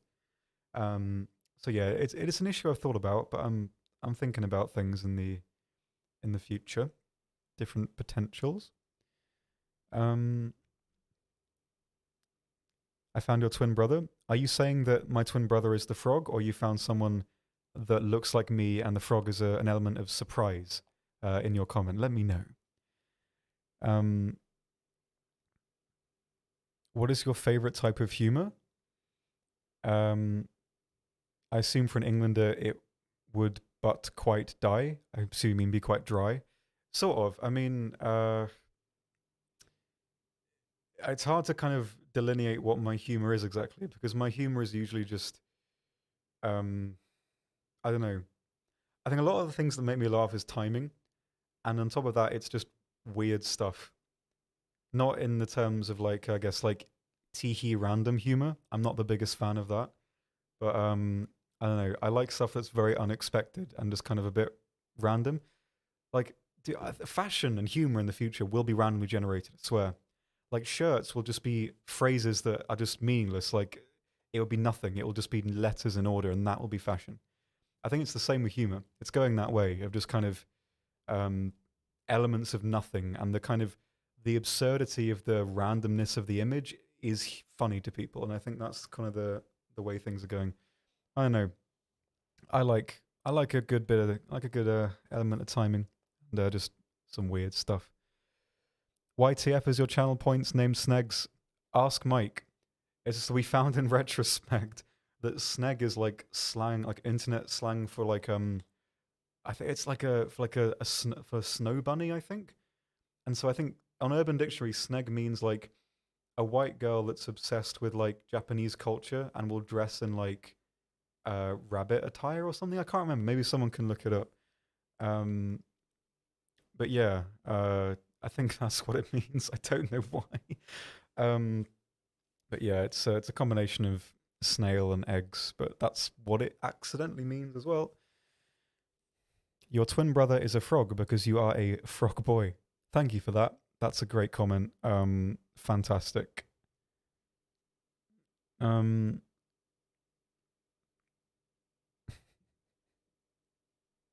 trad wife. Oh, I see you're part of that area of the internet culture.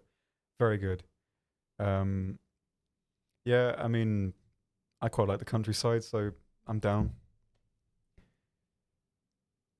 Is the P40 faster than the Corsair? Don't think so. No. Maybe the the F10 version can be faster in certain situations, but the Corsair is very very nippy. Most of the variants are faster by far. Um, Christ, the chat's gone. It's gone. There's no coming back from this. Either we fully commit and talk about rubbish for the next half an hour, or we can ask some more Thunder questions, which would be cool. Maybe that could be the direction we should take. Let's go and see what happens. Please ask me more Thunder things because I don't know what to do. Also, check my messages because I'm being spammed. It's about playtests. Hello, Bob. How are you? By the way, Oxy, how do I become a War Thunder Twitch partner? Do you mean a partner through Twitch or part of the War Thunder content creator program? Well, for the just general Twitch partner, just stream a lot, meet their requirements. For our requirements, you need 20 average viewers over a monthly period and a minimum of 4 streams a month with a decent amount of hours streamed. You also can't ride hosts out as well because hosts are filtered, so don't be getting any sneaky ideas. That's our requirements. Yeah, I got a couple of well, I think my biggest, well, I guess the biggest person in the family recently was my great uncle Cecil. He was part of the Nobel Prize team that helped discover an element of nuclear fission. He also developed an emulsion that was used to photographically study nuclear particles, and he's got I think it's like he's got an award from the Ferris Institute. I can't remember. He's got an award from some scientific institute in America for it. Yeah, and he worked a lot on. I think he helped invent photographic printer paper in some instance. He invented an element to be used in it, and that was his sort of general claim to fame in life.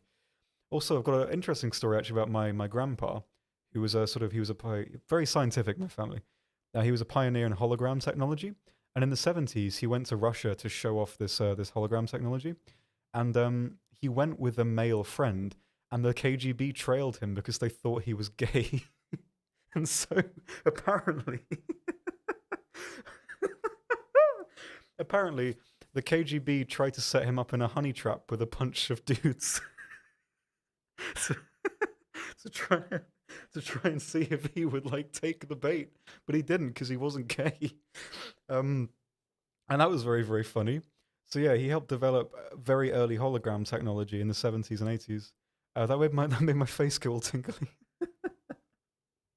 So yeah, my grandpa and great grandpa have done some very interesting things. Um, yeah, that's great. That's a really great anecdote. He's going to be going to the wedding, so I'm going to try and find more details out about that. It's like our family's funniest story. It's just so funny. The actual KGB tried to like put him into a gay honey trap. It's like the thing you'd put in a TV show. It's just so ridiculous. Oh, I gave myself a stitch from laughing. Oh Christ. Yeah, so that's great. That's really funny. I love that. My grandpa's great. He's a bit ill at the moment, but he's had a brilliant run. He's done lots of really cool stuff. That's great. Yeah. How old are you? I don't know. I think I'm 22. No, 23. Yeah, I don't know. I can't remember how old I am. I stopped counting a while ago, and we don't have my original birth certificate, so I can be whatever I like. Well, I can't obviously, but whatever. I'm like, I think I'm no older than 23 at least. Um, it's difficult. My age is quite ambiguous because I have a very sort of, don't know, I just look a bit weird, I think. I'm going very grey. I'm going really grey. You can't see it here. Maybe I'll get a bit closer. You can see how many grey hairs I'm getting. It's it ain't good. But yeah, maybe. Yep. Why is my face going all weird? It feels like I've got pins and needles in my face. I don't laugh very often. Oh. Um. Mm, mm, Ox- no, I can't read that out. Come on now. Um.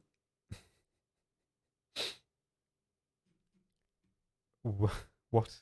How do I install free Golden Eagles, free no scam Hindi?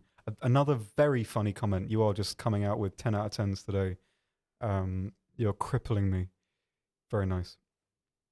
Um, thoughts on Hollow Live? Is that like a show? No, is it? No, it's a.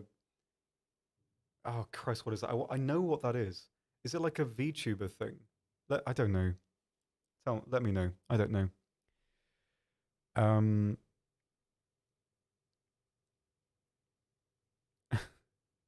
a VTuber. Yeah, I don't know. I don't really go into that sort of culture very much. I don't really have much comment on it. Um, someone saying BR changes came out with many exclamation marks. Have they? Um, His facial muscles started to regain feeling, hence the pins and yeah. I mean, I don't really do that much. I don't really. I'm not, I'm about to say I don't really smile very much, but that sounds really miserable. So I think when I do it, my face is like, "What's going on, Christ?" So maybe I don't know. Um, what's the difference about the P36A, C, and G? Uh, well, I think there were very slight differences, but mostly the change is in the firepower. The A has 130 cal 150, the C has 153 30s, and the G has 250s and 430s. I can't remember. Um, yeah, the speed is very well vaguely different, but it's chiefly the firepower from what I remember that changes a lot. Um, do you drive Oxy? Nope, I can't drive. I'm not really allowed. Well, I'm kind of allowed, but not really. It's a broad subject, and talking about it here is not the best forum to discuss such things. But yeah, I can't drive at the moment. How does it feel to have such grey hair? Um, I don't know. It makes my age very ambiguous, which is quite funny. I don't really mind it either way. It looks a lot better than it is on stream right now.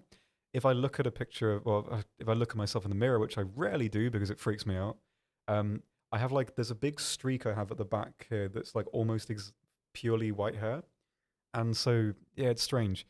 My grandpa and my dad on both other sides of my family, um, they both went entirely white haired by the start of their 30s. So I will have I will almost have like purely white hair in 10 years, which is going to be interesting to see, I guess. Um, yeah, I don't know how I feel about it. I don't really think about how I appear very much. Um, is the King Tiger in the game? No. Will the Ursats and 10 be available in the future? Probably, but I would imagine it'll be very, very rare. I would wager. Um,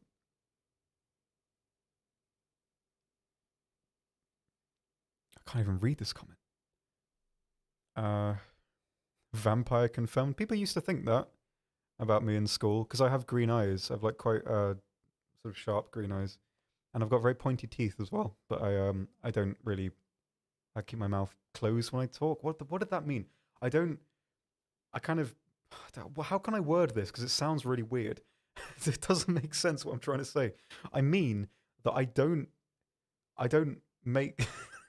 I don't know why I'm struggling so much with this. I don't move my mouth much when I talk, so you can't see how pointy my teeth are, is what I wanted to say. But that just sounds stupid as a phrase.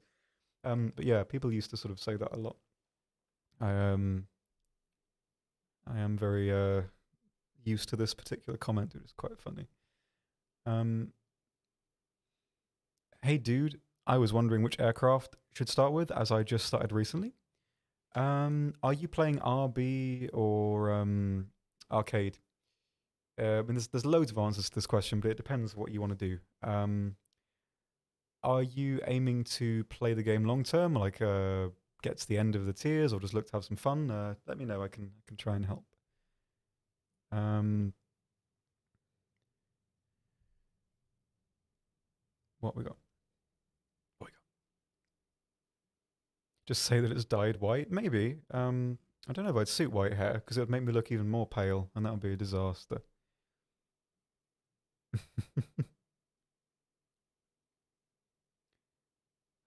Look at these funny comments here today. All of the bait comments are out today. This is great. Having a whale of a time. Playing arcade? Well, for arcade, it's good to go for a more flushed out tree. So, Russia, Germany, Britain as well are good for arcade because they have a lot of vehicles around the same BR, which means that you can get a really strong lineup in a very quick sort of sense of progression. So those would be good choices to go for. Japan as well is very good. But when you start transitioning to AirRB, I always recommend China, as it has a lot of vehicles from lots of different trees that you can kind of pick and choose between, which means that if you're very new, China effectively has lots of American, Russian, some British, Japanese vehicles all throughout. So if you can play that tree and pick out a vehicle you really like, then you can migrate to the tree that contains more vehicles of that type. And that's great for ARB. So I would recommend doing that at some point. But for just arcade, going for a nation with the most vehicles in the lower tiers is probably what I would go for. Japanese, British vehicles, very, very forgiving. German vehicles, less so, but they have more potential. And Russian vehicles are generally quite good hybrids. They're not the fastest, they don't turn the best, but in any given situation, they will have an advantage over what they're fighting. So I think it depends. But really, what I always say is it's best to play everything. If I were you, I would play every rank one for every nation. Play every vehicle, spade every vehicle, and then by doing that, you will learn more about the game, more about what types of play styles the vehicles have, more about the different guns in the game, and more about how to counter the enemies you'll fight as well. Because say if you play 50 matches as Japan and then you play as Britain and you're fighting Japan, you will know the weaknesses of those vehicles from playing them. And that's a really good way to learn the game and a really good introduction, and that's what I do. And as well, if you are spading stuff in the lower tiers, rank 1, etc., you will spade stuff very, very quickly. And that's a good feedback loop for your brain. It'll make you, it sounds really stupid saying it in this sense, but it makes your brain happy to unlock stuff quickly. And it's good to do that. So that's probably what I'd recommend you doing when you start out. And then once you've spaded all of those vehicles, then you can kind of pick what you want to do next. And I think as an introductory step, that's a really strong stance to take. And that's ultimately what I would recommend. Ultimately.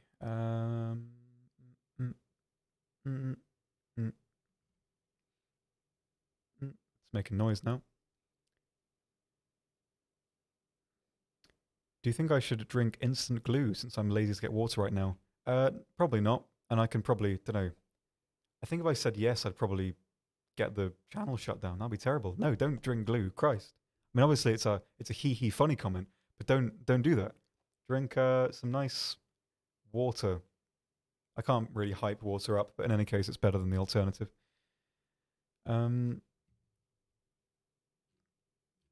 YouTube is definitely a lawless wasteland as usual. I can't really read any of these comments.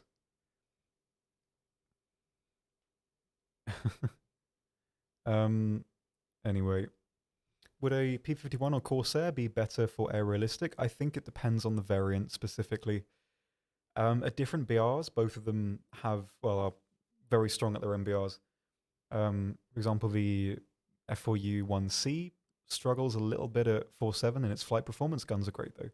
But the A1 2.7 really powerful. The F4U 4B is one of the most powerful props in the game at 5.7. But the Mustang D30 is really powerful. The C10's good. The Canon version is really good as well, and the P51H incredibly powerful. I don't think either is better because they are just so varied and depend on BR and what you're doing with them. I think it's better to just isolate the versions that you like playing the most and focus on them. The Corsairs, the A1's good. The F4U FB is very, very good. And for the Mustangs, you've got the early versions and the D30 and the H. And I think those are probably the best for me anyway. Eating pizza, it's very pog. I'm glad it is very pog for you. That's very, very nice.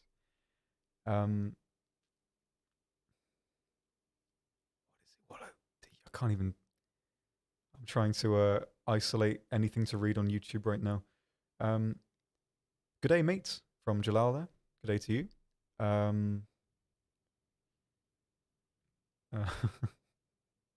This is disaster. Hello, hi, Luna. Someone just saying Pog, that's brilliant, and back to Twitch. Oh yeah, do you have a Discord server? I do.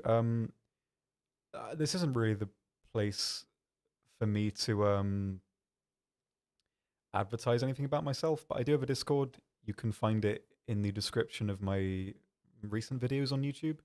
I won't post it here. I don't think I can even post links, but if you want to join, you can join and go through there, but it's not, you don't need to do that. I'm there sometimes, though. I mostly just post music. Can you change your background? I can. How do you silent the sister computer's audio? There's a mixer thing. I can just press a button and it will turn it off, which is quite useful. Hello, Reichstangel. That's a very interesting name. Hello to you. Hope you're having a nice day. If an enemy plane engages me head on, what should I do? It's kind of impossible to answer that question generally. It depends on. There are multiple things you can do in that situation. Generally, what I do is if I'm using an aircraft with guns on the wings, I turn the plane sideways and aim above the plane and then fire like that. Because in the way the bullets drop, you basically have a laser line of shots, and it usually it will damage the aircraft. And that's what I do when I'm going to a head-on, is turn sideways, and then if you're already sideways in the head-on, it's quicker to turn and peel and dodge the remainder of the head-on. That's usually what I do. Sometimes, depending on the plane, I'll dodge it completely and just roll out of the way and set up for my turning maneuver. Or you can do the double fake-out, which really annoys sweaty players because it's something they can't counter. In that if you're going head-on, you fake a dodge, the enemy will start to dodge, and then you roll right back in, and then you can get them in the split second when they're not reacting to it. That's a really good way to knock out good players because they can't counter it. You can do that sometimes, but only in very reactive aircraft. Those are usually the tactics that I like to do, those three, but it really depends on what you're fighting, your plane and your enemy's plane. Well, what you're fighting and your enemy's plane at the same point, but you know what I mean. That's generally what I try to do anyway. Hi there, Danny Boy. Hope you're having a nice day, evening, or night. Indeed. Oxy, will we be getting more GMCs? Maybe. I'm not sure. I can't really say to the specifics of any upcoming new content, I'm afraid. It's not really my area.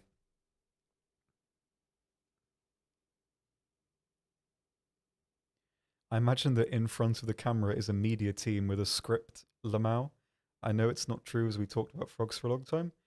No, literally on my monitor right now is an ambient kind of, I think it's like a jazz album that I put on to stop the computer falling asleep. It's called Spectacular Diagnostics, Natural Mechanics. I'll play it for like 5 seconds or 3 seconds. I don't think you can hear it actually. You probably can't because it's on this PC and the audio is muted. But that's all that's on my screen right now. Yeah, there's no media. I can talk about anything really. Doesn't even need to be about War Thunder. It can be about anything. Need some life advice? I've got you. Sort of, maybe. So, are there BR changes? Is this what people are saying? I'm not sure if there's any out today. People have mentioned it a few times. Oh, there are. Maybe we can look through them. Although maybe not, as it's usually a very point of contention. And it's not like there's many right now. No, there's not too many. Oh, lots for tanks though, actually. Okay. Maybe we could look through these. I don't know. It's difficult because I can't put them on the screen on this setup that we have on this kind of, there's 2 profiles we have for the mainstream and one for Monday, and I can't show this screen on the Monday one, annoyingly. Some of these affect, a couple of American changes, which is useful for me because I need to adapt that into the script. I'm just going to briefly look through these. I can't really comment on them right now. A lot of these I'm agreeing with, though. Not that one. There's a lot of very interesting changes here. Good. Okay. Very nice. Okay, yeah, so far, some of those are pretty decent. Sorry, this is not really very visual. I'm just looking at them on a pretty selfish basis. I can't really show you what I'm looking at right now. If you want to ask any questions about them, we can look at it individually, though. So, yeah, let me know if there's anything. And I can attempt to talk about it. A lot of these look quite positive, though, in general. I can't show it on screen because of our setup right now. I'd have to have it on the other monitor, which I can't do currently, which is annoying, but just the way it go. What is this comment in referring to? I think this game would benefit with a downward expansion to 0.0 BR and Interwar. World War I vehicles would not work in this game. Battlefield does a bad job of pretending they can work in combat against each other.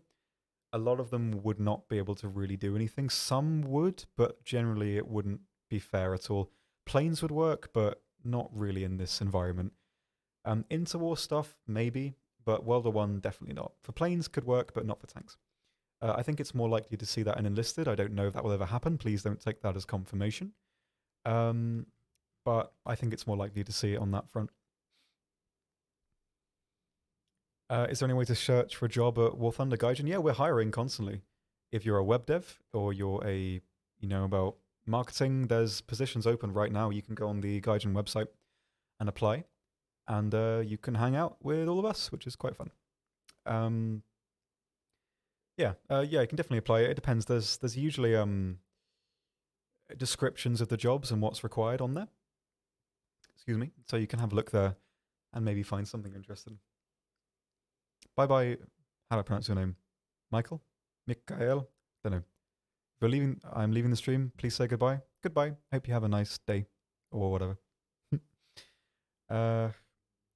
Yeah, pretty much all of the jobs would would require moving to Germany to our office. So that's probably a requirement that you need to be aware of. But there's a lot of options to go for.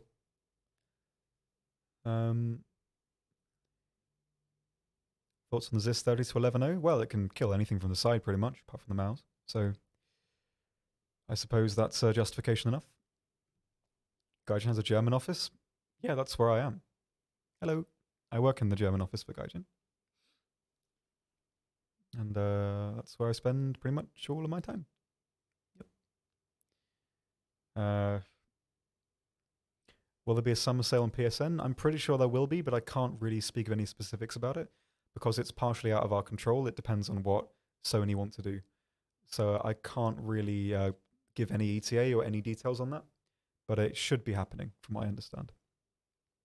Do you have any interns? Not really, but maybe it's a possibility. I'm not sure. I'm amazed these new BR changes are rather improvements than downgrades. Yeah, from briefly looking through them in what I've looked through here, there's a lot of positive stuff. There's only a couple of these I may be a bit kind of wary of, but generally speaking, a lot of these are really, really good and really positive. A lot of vehicles are a bit more usable now. Some dangerous stuff's going up, which is nice. Yeah, some love for some lower tier things. The Russian TDs are going down, which they pretty much deserve. They were a bit tricky to use. It's good the SU-100s and the ASU-85 are going down because that makes another lineup and makes it more possible to use the it makes them have a stronger place in the game because they were sort of objectively outclassed by the SU-100 P. Yes, so that's good. I like that. Stewarts are going up, which is very well deserved as they were very, very easy and good vehicles. Some good stuff. Good stuff overall. I think I can link the BR changes on here. I think I can post that. Yep, that's me posting. And you should be able to check it through that. Maybe I'll extend this for like an extra 10 minutes if you want to talk about it a bit more. And we can have a bit of a chat. But I can't show them on screen annoyingly just because of how our setup is right now. Yeah, the main HQ is in Russia. There's more than one.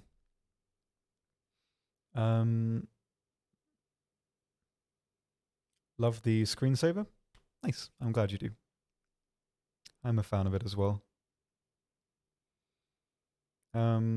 Please fix new naval bug with the naval mine warning and you can't see your shots. Nothing at all I can do about that right now. For the team to be able to fix any issues like that, they need the clog, they need data. You need to take it to the forum. There's nothing I can do about that just right here. If it's done properly and posted with all the relevant data, your DXDiag, your clog, your client details, example of it happening, then they can actually action it. But I can't do anything with just that sentence right now, I'm afraid. So, yeah. So I recommend you want to see it fixed as soon as possible.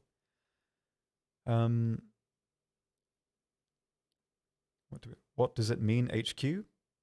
Headquarters. headquarters, the peak area of operation, sort of.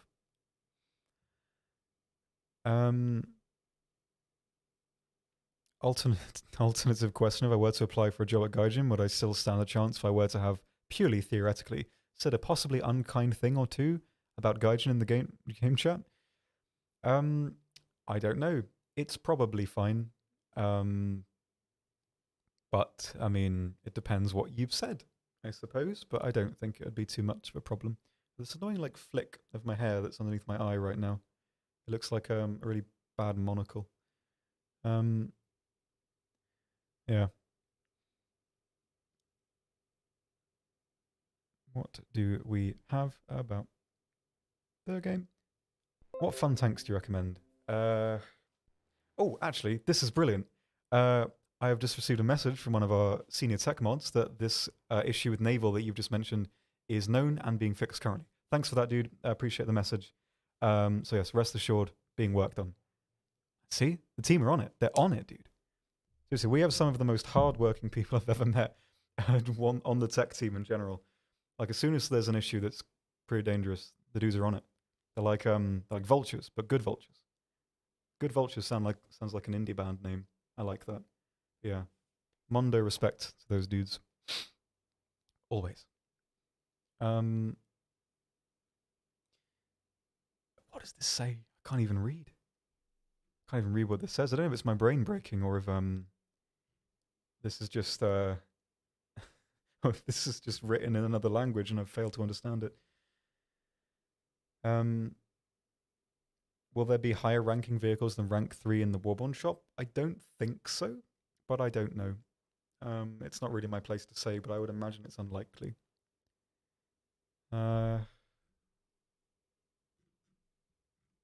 Office tour when? We may refurbish some bits soon.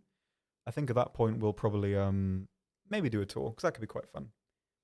Show how it's how everything all works, which is quite nice. What about the preliminary BR changes? What's your opinion? Overall, I'm liking these a lot. Some really positive changes here, affecting a lot of vehicles that needed it. Some things going up, which I think is quite necessary. Stewards, I think, are quite good that they're going up. They needed it for a very long time. Some of the TDs, Russian TDs going down are good. German TDs going down as well. Not really super necessary, but I mean, it's fine. It's not really a huge negative. Then you've got some stuff like the Brennus and the T64A going down, which is, yeah, there's some decent stuff here. And some of the attackers for aviation going down as well, which is nice to see. Sagittaria going up as well, which was very much necessary, I think. So that's good. Cool stuff, yep. Overall, I'm a fan. Chocolate, yeah. All of our brains are breaking. Yeah. I bought the full vinyl set of what's it called? Of the Caretaker album. The session sets. I bought every one because I think that'd be a nice thing to sort of collect for the future. Has all the art prints as well that arrived last year. Not last year. No, it was last. No, it wasn't. A few months ago. It's an interesting thing to think about. Didn't they run a few trials for a sort of preliminary Alzheimer's drug recently? I vaguely remember that happening. Be really bloody good if that's something they've managed to make. But yeah. What about Golovachev's Yak 9M? Can you play it next stream? Maybe. I don't know what you mean. What about it? I mean, it's a great vehicle. I don't know if it'll come back again. Maybe in some limited form. But yeah, it's a sweet plane. I like it a lot. I don't think it's an impossibility to see it in the future, but I don't know how likely it'll be. I can't really speak to anything like that, I'm afraid. But it's a good one.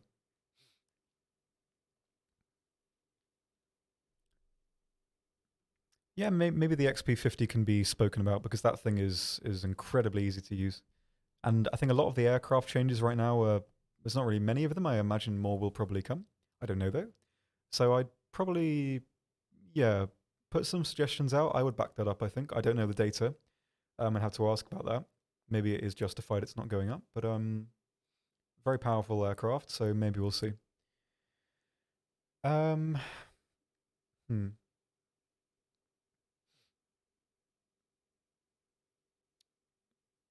Should I buy the GR1 as a level 8? Is this a meme? No. Don't buy top tier jets when you're lower tier because you can knock stuff out, but you will really struggle and you'll upset a lot of the sweaty players who don't like seeing low level people in their games. Um, Low tier aircraft are way more user friendly because they have less systems to use. Top tier jets need to use their flares, missiles. For the Harrier, especially, there's a lot of systems that need to be used. They're very unforgiving to play. And sure, you'd get some RP, but there are way better options if you're a newer player, and you will genuinely struggle if you buy that thing. So I would not buy it. Hold off, buy something else, maybe something a little lower tier that's easier to use, and I would probably go for that. I wouldn't get something so high tier, I think. I would say. That 8.3 fast premium China tank worth it? I haven't played it enough.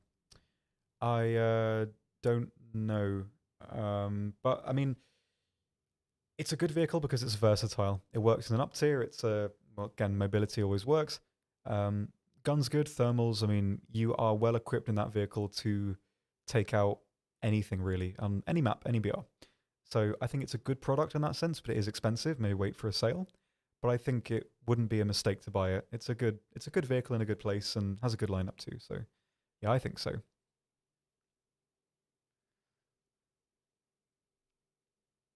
I see. Yeah. So I remember reading some sketchy stuff about it that it wasn't quite this miracle thing that was presented as. So that's a shame. I was seeing some positive stuff about some tests they were doing with it, but I guess maybe not then. That's a shame. Maybe in the future it's something we can see. But yeah. Well, thanks for the comment there. Clears some things up. That's a shame.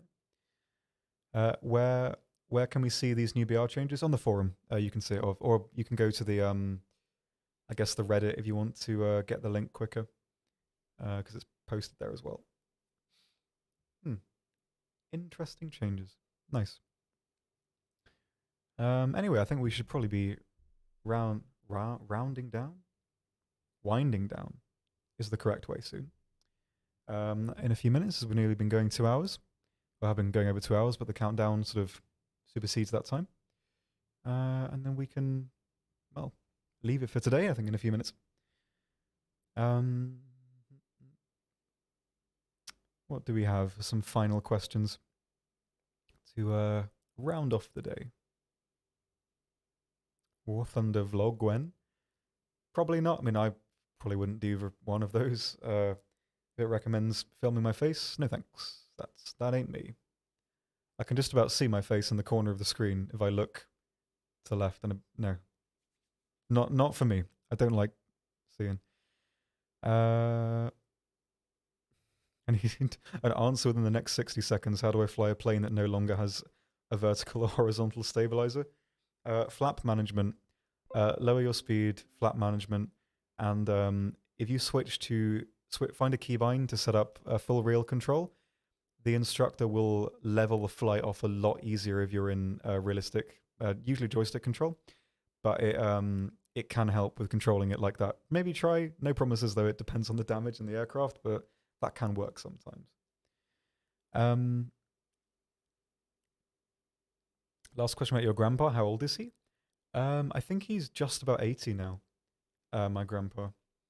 My great grandpa has passed away. The one that did a lot of the nuclear work. My actual grandpa is the one who I think he sort of followed a lot, and he did a lot of preliminary work on some aspects of nuclear energy and that kind of thing. But I don't know the specifics. But he definitely did work a lot in hologram technology, which is very cool. I think I'd like to ask him more about that when I see him for the wedding. Is World of Tanks trash? No, I don't think so. It's just a very different game. I often think that this is how I always see it, right? If you stripped the skin, sounds ominous when I say it like that. If you stripped the skin away from World of Tanks and War Thunder, so there's no more World War II vehicles in it. It's just like battle vehicles fighting each other. We've made them up. They're like fake fantasy vehicles, either from the future or just made up designs. But the game functions in an identical way, but without the World War II thematics. I think if that was the case, you'd rarely see War Thunder and World of Tanks even compared to each other because they function so differently as games in what they actually do in terms of their feedback loops, how the gameplay flows, what their kind of the direction and the goals are. You could say their monetization is similar, but the actual gameplay itself is so different that I don't even think comparing them against each other is an honest comparison, at least from my perspective. So I don't think it's trash at all. It's just a different thing to War Thunder. That's usually my answer to that. Why is my teeth making my life a lot more painful? It'll probably depend on the specifics of the pain you're sort of having. Get that looked into though, because teeth pain can lead to a lot of other pains. If it's near your sinuses, you can get problems with your glands under your nose or ears that can really, really mess you up. Get that checked out, please, dude, because with dental stuff, if it's not checked out in a reasonable time, you really are going to have some issues. Please look into that because I know I have some friends who've struggled with pain regarding to their teeth. It's never something to skimp out on. Always look it up. Clip this and send it to your dentist. Or if you need I guess to convince someone else to get you an appointment, clip this and send it to them. Get yourself checked out at the dentist. I don't mean to be harsh, but please, it's better to get this stuff looked at as soon as possible. Otherwise, it can get worse. So do this, please. Otherwise, it can be difficult. It's like apples and oranges. Yeah, basically. Similar things, but disingenuous to compare them directly as what they are.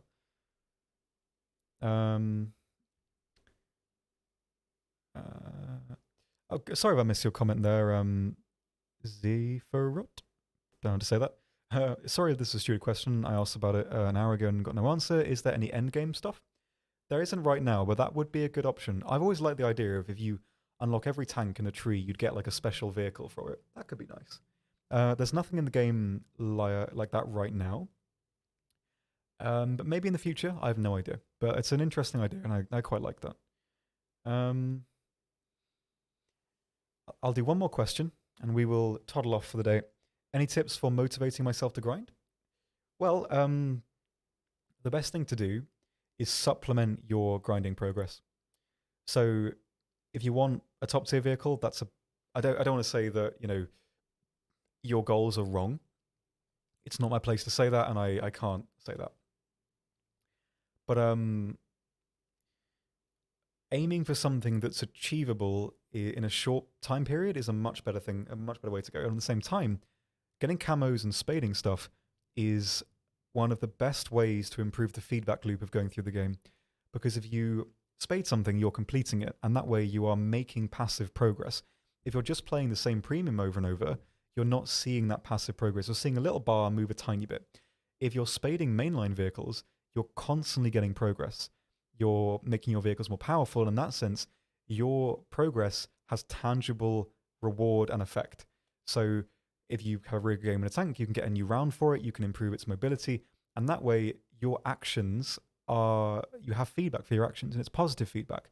And on that basis, it's a really good thing to do to supplement your progress through the game, because it's like your brain likes it when you finish stuff. It's like a tick in our brains from, back when we were little, goblin people, in that completing tasks and getting stuff done makes us feel satisfied. And if you're doing a very long task with little direct feedback, you won't have that happiness in your brain. So if you aim to complete smaller supplementary tasks on the way to your main big task, which is getting that end of the line vehicle, it will be much better to do it, because you can set yourself a task in a day: spade this vehicle, get a camo for this aircraft. And if you can do that, then you've achieved something on the way, which will make your brain happier, basically, and it will make getting to that stage a lot easier. And I cannot recommend that enough. And I would really say, aim to make that kind of encompassing, I want to say philosophy, but that's too cringy. Take that kind of mindset of progression into how you approach the game, and you'll have a much better time, I promise. That's what I would do. Absolutely. Is my answer there.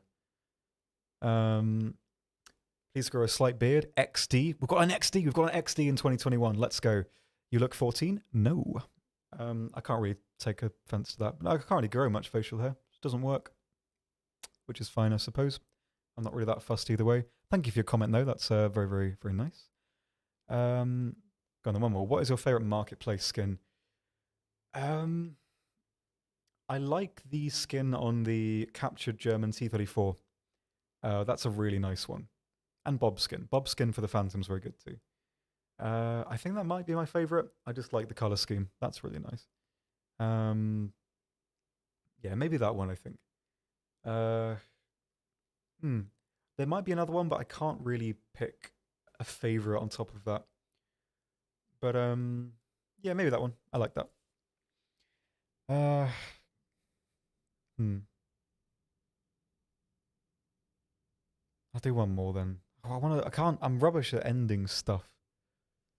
Uh, and then we will go. Final question. Um, hmm.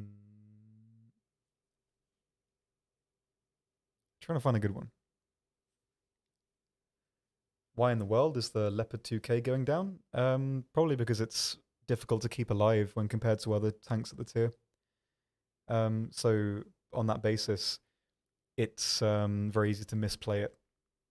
So it dies a lot and therefore goes down in the stats. That's probably why. It's one of those vehicles that seems like it's better than it is on paper. It probably performs much worse than it seems, which is why the statistics are often very different to the perception of how vehicles perform, which is difficult to kind of get your head around at some point. But we'll see. I think it's one of those things that people will complain about, but I'll check the stats when I can, but it ultimately is probably justified for the majority of the player base for that going down. Yeah, I love the autocannon on that on the 2K. It's great. It's like that round does a lot of damage. It does a lot of damage, and yeah, I like that. I like it. I like the MBT more though, or the KPZ rather. Really love that tank. It's going to 9-3. Yep, going to 9-3. Well, at the moment, maybe it won't if people talk about it enough. Um, the issue with changing the BR from 0.7 split, it creates a lot of knock-on effects. It seems like it will be a good idea in theory, but not really in practice because it would require a lot of the game to be entirely reworked. Um, for example, it would. I mean, let's take this example. So, Russia and Germany have two great 5-3 lineups. Germany has the Me410B6R3. They've got the Dornier. They've got the Ostwind 2, Tiger H1, Panzer 470V, Nashorn, Panther D, etc. Russia have the IS-1, T-3485, D5T, Su-85M, anti-airs. They've got the Su-6, the Tu-2, etc. They've got really strong lineups at 5-7.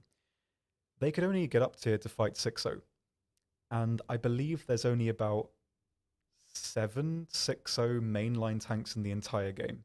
There's only about 2 nations that can make a 6-0 lineup, which would mean that those lineups or lineups around that bracket would be will sort of be artificially would perform artificially to a higher degree because they would never be fully up tiered. That would take a hit on the queues, and there'll be so many knock-on effects from doing it that it just would not be worthwhile or viable because it would require changing a huge amount about the game.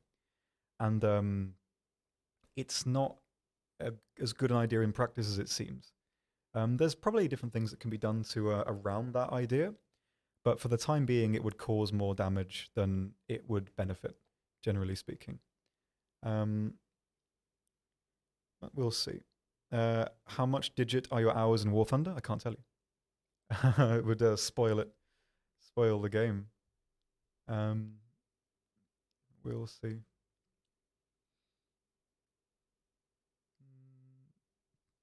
Couple more then, maybe.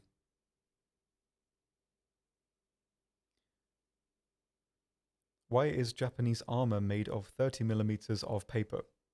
I'm not sure what this means.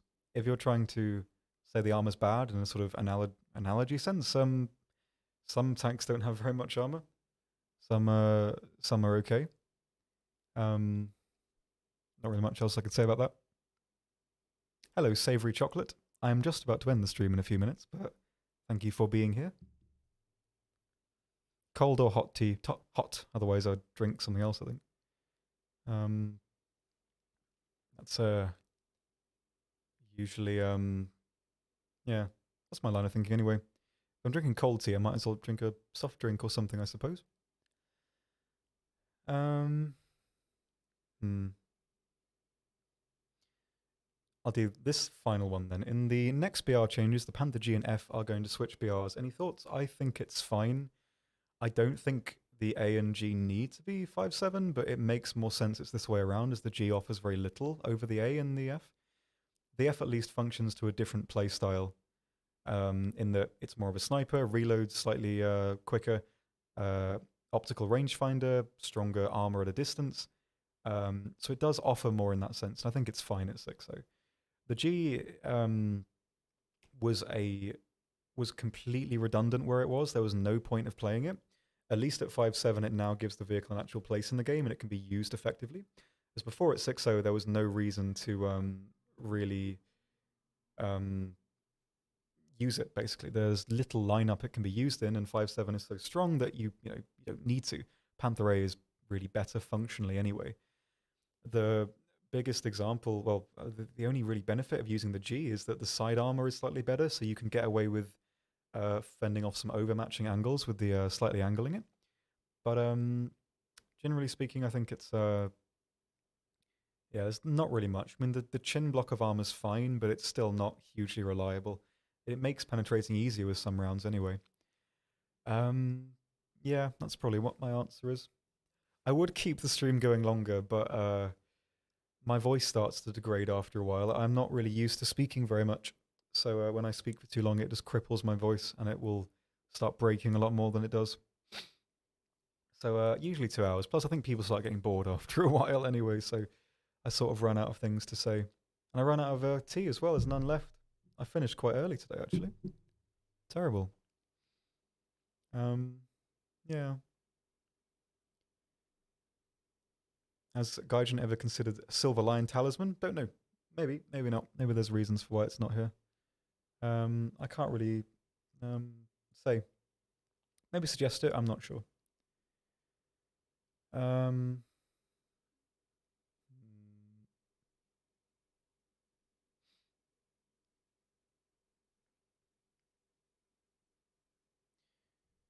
So as a question, I don't know if it's been answered before, but how are you supposed to get better at higher tier 8.7 and above, as in what kind of playstyle? It's a question that doesn't really have a black and white answer because so many vehicles play differently, and advice for using some vehicles will not at all translate to others. But top tier functions very differently in terms of how you approach it.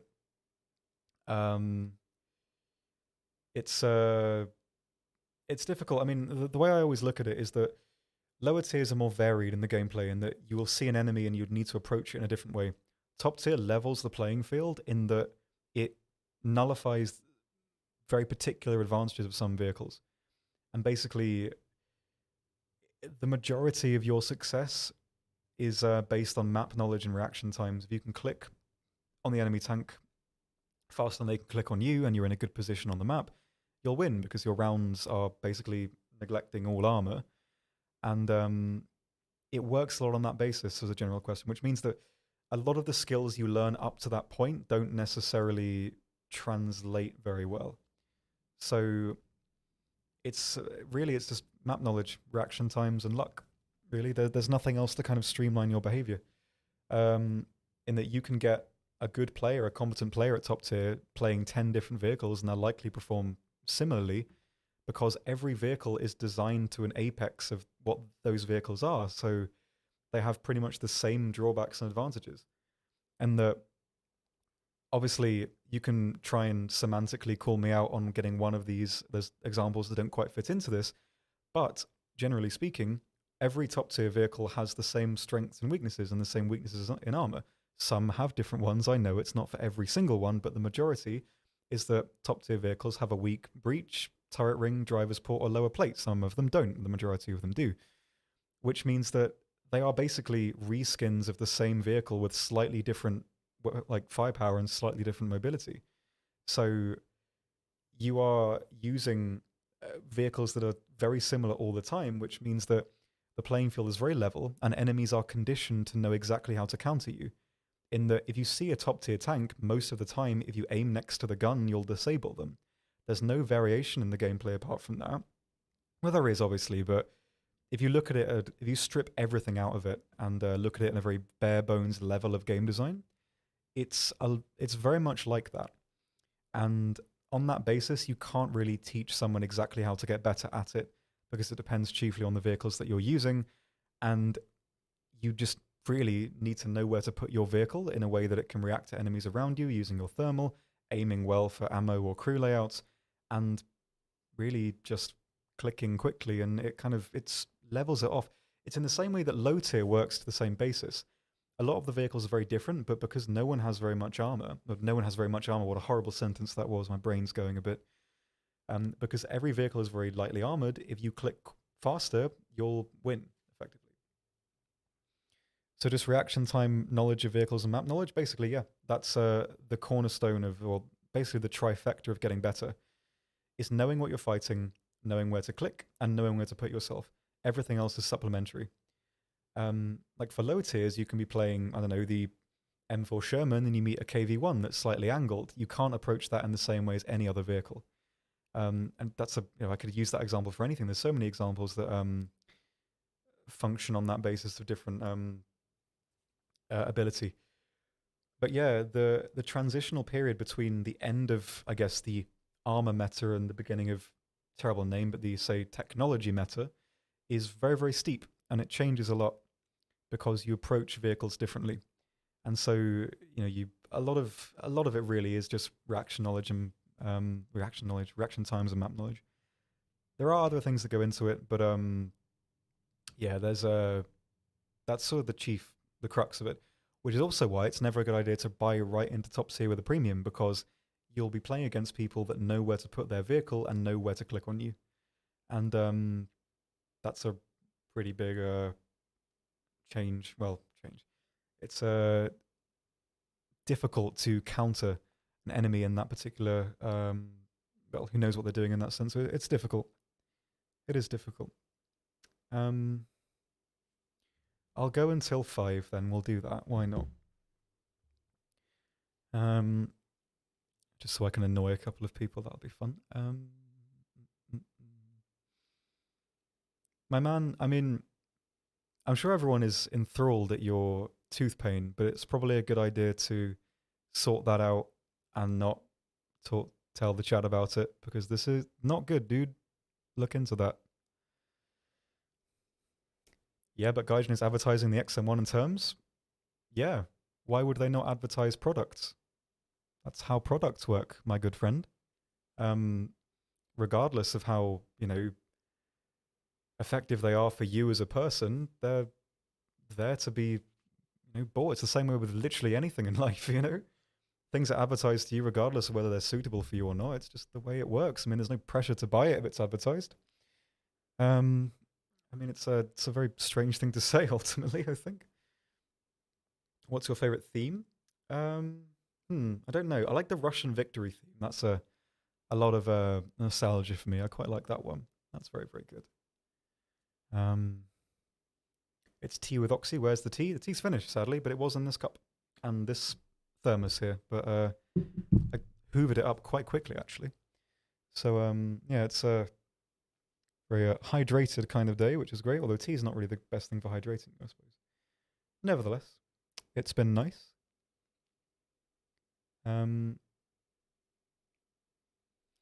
What vehicle is the pinnacle of thick armor?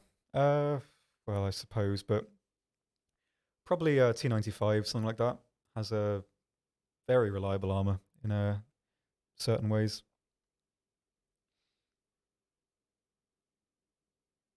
Well, I mean, low tier vehicles don't really need to be advertised as much there in this sense, because they're more readily available. So it would make more sense from every perspective to advertise the higher tier stuff. That's just sort of how advertising in general works. And plus, it's not like the advertisements are only being made to new players, it's to everyone, and everyone has that choice of going to top tier. So it's a bit of a moot point, to be honest. How do you feel about the Type 16? I haven't used it too much, so I wouldn't really feel comfortable and confident merging into one there. I wouldn't really feel comfortable giving a sort of strict opinion on it. But it's from what I've experienced, very, very usable. I like the round mobility is great. The survivability is situationally okay, and it works on a lot of maps where the other vehicles at the tier don't really have as much use. So I do quite like it as a vehicle, but I haven't used it too much. I do quite like it though. Yeah, but most players are new players. No, they're not. Um, it's a very easy thing to do in this gaming community to make up stats that seem effective. And I'm not trying to like be mean to you here, but it's not a really helpful thing to do because there's no basis for what the things are saying. I am someone who has, well, I'm very grateful to have access to a lot of the data, and it's often different to what people think, and it's never a good idea to kind of base opinion off assumption. There's it's a bit of a cringy quote, but what is it? It's the wise man proportions belief to the evidence. So yeah, in the absence of really knowing something, it's never a good idea to form an opinion off of it. Um, so yeah, I mean, I'm not trying to be mean at all. Like, apologies if that's how it comes across, but it's just not the case, and it's not really a useful thing to do in general. Um, I hit 570 kills with the Lag 3.8. Very nice. That's a pretty high accolade. I'm not sure what the highest amount of kills I have in a vehicle is because I play lots of different stuff. Um, yeah, it's really good. I like the lags anyway. They're very pretty planes. I just like them. They kind of they just work. I think I don't know. They're decent hybrid fighter, and I've always liked them. Very, very pretty. Best brand of tea? I'm not sure. I don't think my opinion could like lead to the best as an answer. I like Yorkshire tea and standard PG tips and some weird Earl Grey stuff in the middle there. I'm not sure. Yorkshire and PG are probably my most reliable picks. I quite like those. Um, please work, mouse. Why are you doing this? What comment did I miss? Um, what is the use of machine guns? Spotting stuff, knocking out exposed crew, getting assists on aircraft, getting assists on tanks. I mean, literally just spray the track of a tank to mark them, and you generally get an assist, which is great. And yeah, I mean, they've got loads of passive uses, just little active uses. But they have a decent place in the game. Type 75 SPH needs a laser rangefinder. It would be good if it had one, but didn't have one historically, as far as I'm concerned, so it won't have one in the game. It's still usable regardless of that, though. Quite a fun vehicle. It's always nice splatting stuff with a big HE round. I'm a big fan of that. It's very, very nice. A lot of people buying top tier premiums has absolutely no correlation to the health of the servers at all. That is a very funny thing to say. Again, not quite the case. I'm not sure where you even got that from. That's quite funny to me, actually. Yeah, they're not linked at all, I'm afraid. Whereas Mike is at home. He has to quarantine coming back from his trip to Portugal. So, yep, he'll be back soon. Not sure when exactly. I think 2 weeks' time he'll be back visibly on the stream. He'll be here audibly over the next two streams. Well, next 2 weeks of streams probably, but not directly. As to what's the word I'm thinking of? To accommodate for quarantine. Yes, there we go. What's the song used in the old War Thunder trailer with the Spitfire? No idea. Maybe it says in the description. I'm not sure. That's literally just because more people are playing during the sales. It's not that people are buying one particular vehicle. It's not that the servers struggle for lots of people playing one particular thing. It's literally the correlation is that where there are sales, more people are playing, and that's it. It's nothing to do with people buying into top tier. That's a funny narrative, though. But no, it's literally just that kind of correlation. That's it, really. Martin P6MC Master in rank 5. That could be interesting. It's a really interesting plane. I love that. Like, I love late bombers. I don't know if they have much place in the game, but I really do like that plane. It's a gorgeous plane. I own a couple of recognition cards of that. Yeah, only about 5 minutes left. In 5 minutes, I'll call it and go later from there. Please stop talking about pulling out your teeth, dude. Please look into this because it's not nice to passively witness your hurt. Yeah, please look into that.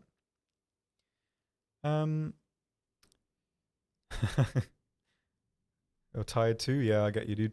It's tiring to talk for so long about that kind of thing. My voice is as my voice is quite deep. It struggles to maintain its kind of pitch for long, and it just kind of starts feigning. So yeah, it's a bit of a struggle.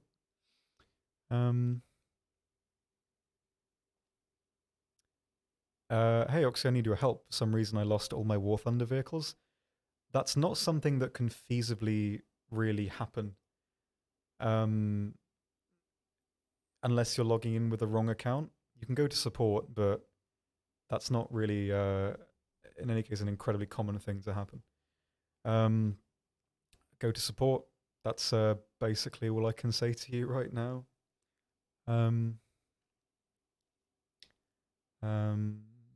Rank 5 premium for the PC exam? Yeah, it could be. Could be an interesting one.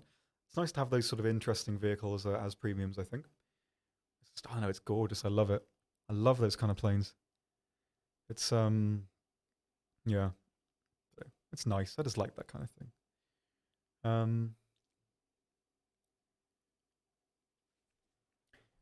Patrick, your attitude has been quite reductive right now, I must say. It's not a healthy way to perceive things. I work with the support team, and I know how hard they work. And, again, this kind of perspective from conjecture encapsulates a lot of the negative aspects of this community, I think. Which is, there's points to made either side, but inventing sort of perspectives from nothing is never a healthy thing to do in any respect, especially for this community, because you sort of you generate unkindness in places that it doesn't exist, and it's not really a great thing to do. I mean, if you've come here to vent or whatever, I mean, you can do that, but I'm not going to give you the answers you want. Support, as I know, are very helpful because I work with them. I work in tandem with them as putting people towards support. We passively work in parts of the same team, and they're very, very helpful when they can be. Obviously, people go to them with things that obviously can't be helped sometimes. But whenever it's possible to fix an issue, they're on it as it's their job. And they have no reason to not do their job. It's a very strange thing to say again. I'm just saying what most of the community is saying, but that does not necessarily translate to most of the community being right or accurate. It's often quite the opposite, really. It's never a useful way to a lot of the community is in its own sort of echo chamber on the Reddit or anything like that, and it breeds an unhealthy level of opinion towards a lot of things in this game. And as you've kind of proved here, a lot of the base opinion for the negative aspects of this game in the community are founded on no evidence whatsoever. It's all kind of on vague assumptions, which is a very reductive way to look at the game and the community. And I think it's something that hopefully can be fixed in some way in the future. Obviously, I mean, there's faults on many different sides for that, but I mean, it's never a healthy way to approach anything, I think. And obviously, working alongside these people, I am in sort of a good position to understand how hard they work. And yeah, I mean, in the past, I went to support in the past lots of things, and they've always sorted it. It's really simple and very, very easy. And that's sort of the way it goes. Then what would be a good way of showing feedback? I'm not sure what that's in relation to, but you can always go through the particular channels. BR threads on forums, etc. It's all read because I help make the feedback roundups for our content creators. It all goes to the right people. It's just that no one is obliged to act on any feedback. It's taken into account. It's given to the right people, the right teams, and they can decide what they want to do with it. But it's up to them whether they implement anything or not. See, here it is again. There are rumors that Gaijin doesn't care about feedback. Yes, see, it's rumors. And I mean, I can dispel them for you here in that I am one of the people that make the feedback documents that go to the team.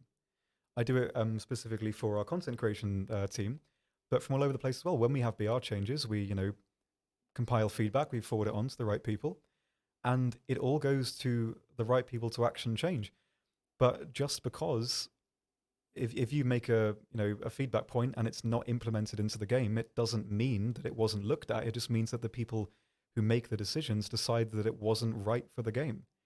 there's not a direct correlation between something not being implemented and it being ignored. Feedback can be bad feedback. Like I don't want to say that that's in any way what you're doing, um, but it's not really obliged to be implemented just because it's being given as feedback, and there's little correlation there. Patrick, absolutely. If you write feedback in the right area and it's tangible and it makes a point, it goes to the right people pretty much every time. And I can say that that happens because I'm one of the people who do it, and it does go to the right people.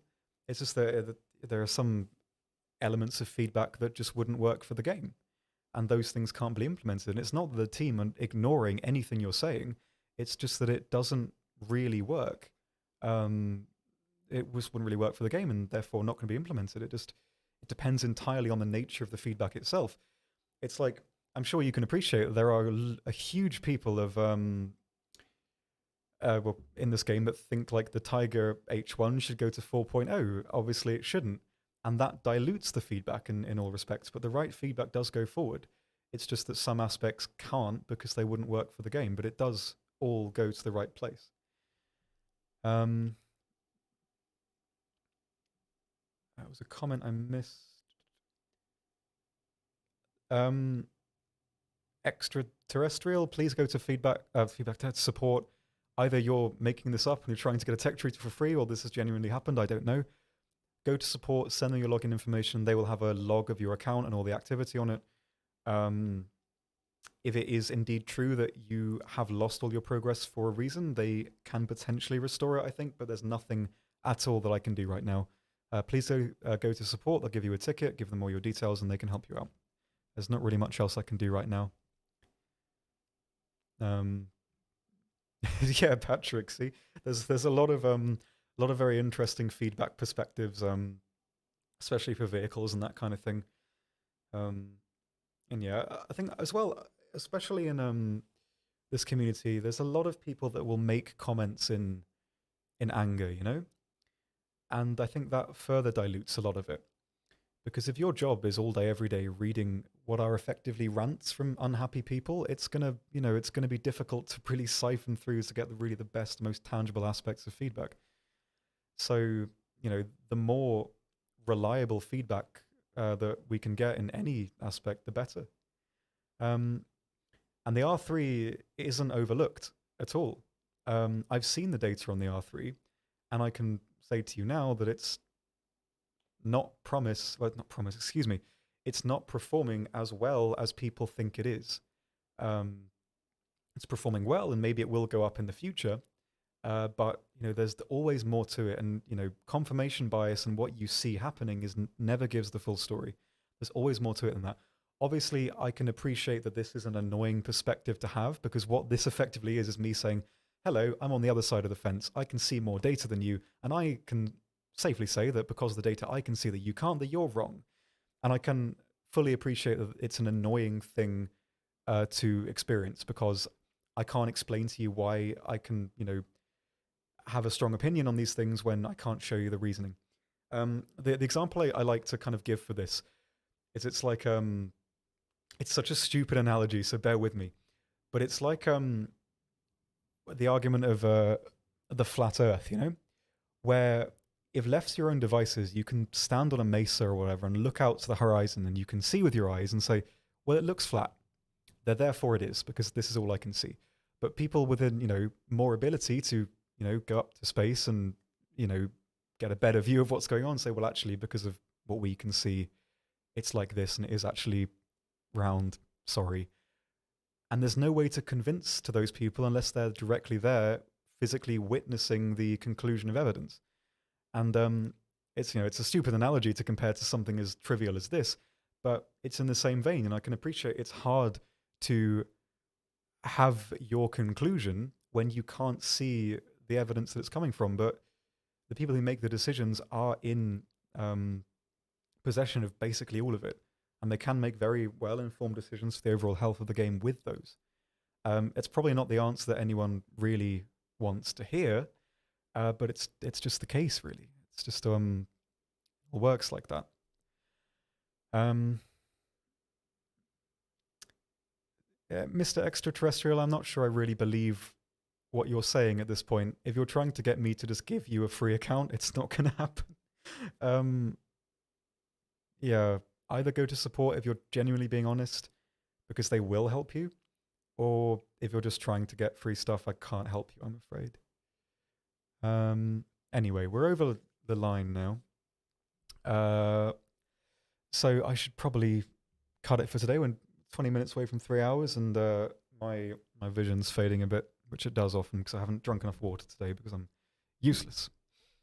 Anyway, maybe we can have a more light-hearted question to finish it off and let everyone get on with their day. Thanks for shouting out a suggestion. Yeah, no worries. I mean, I agree with it. It's a very, very cool aircraft. Anyways, have a nice day. You too. You too. Have a very nice day. And I'm always up for having a good chat about stuff, even if it's the chat's a bit more conflicting in terms of opinion. It's always good to talk about stuff. I think one thing I like doing with this kind of particular, I hasten to say show because it's basically not a show, is it? I'm just sitting here talking. But it's good to talk about difficult things, things that often aren't really spoken about because I mean, I know it's good to sort of, I guess, I like it. I like talking about difficult things because it gets things changed down the line. And that's always my perspective. So it's always Sorry, I love that. Gaming is fun by John Gaming. I love the John joke. That's such like I don't know if that's a I don't know if Vinny coined that, but I always do the John joke, just like whenever possible. It's like I'll always work it in to to any respect. Um, yeah, I love that. That always makes me laugh. It's so stupid, but I love it. Um, you got to drink more. Keep an eye on your health. Yeah, man, I'm great at that. Um, but yeah, I definitely do. But anyway, you got it. You got it. It's the whole dude. Vinny's brilliant. I want to meet Vinny one day. I want to jam with him, dude. Jamming with Vinny, I would be happy. I could die happy if I could jam with Vinny. That'd be brilliant. Um, but yeah. Anyway, um, Patrick, I appreciate that. I mean, it is a frustrating game. And it can be frustrating, and I can appreciate that. And I think something that I sort of do to I mean, the way I approach it is not the way I think is fair to say that everyone else can approach the game, because what I usually do is say, for example, if I really don't want to fight against helicopters, I hate helicopters hypothetically, and I don't want to play anywhere near them, I won't play top tier because I can find enjoyment anywhere in the game. I can play low tier, I can play mid tier, I can play aircraft, I can play ships. And therefore, if an aspect of the game annoys me, like if I think a vehicle is broken, I won't play around that vehicle and I will just only engage with the parts of the game I really enjoy. It's unfair of me to say that everyone should do that because everyone has their own motives for playing. Maybe you want to get a certain vehicle, which means playing around other vehicles you don't want to play with. So, yeah, it's unfair of me to say that you should do that. But that's really how I can play pretty much constantly and never really get upset. I mean, I'm in my 20s, I can't justify the energy that it takes getting angry at games. It's such a, it's, I can't really justify that to myself. So if there's an area of the game I just don't like, I won't play it. And I think it's why my starter advice for anyone getting into this game is play rank 1 in everything and spade rank 1 in everything. Because the more areas of the game you can enjoy and understand, the better time you will have. And there's an analogy I used for it a while ago, and it's the one I usually go with. It's that, the analogy of the grass is always greener on the other side. Probably you've heard this before, you've been here a while. But playing every nation and playing every aircraft nation, every tank nation, it's like being in that situation where you're looking out over the lawns of everything and just being able to hop the fence and experience whatever you want to experience because you have access to all of those other areas of the game to enjoy. If 3-7 America is annoying you, you can play 5-0 Russia and it could be better for you. But you need to play the game in such a way that gives you the option to experience those different areas. And if you can do that, that's how you you beat this game. That's how you win. You know, being able to play all those different areas and all those different ways. That's how you easily get the most enjoyment. And I can stand by that because I've been playing for a very, very long time. And I mean, it's worked for me, and I think it can definitely work for other people as well. Um, oh, WT is trash. It's always nice to have you here. I will end the stream now. Otherwise, it will go on forever indefinitely. Having a nice time though. These are good questions. I like this. I like having these kind of discussions. It helps. It really does help. Um, anyway, yeah. I will probably have to cut it today because it's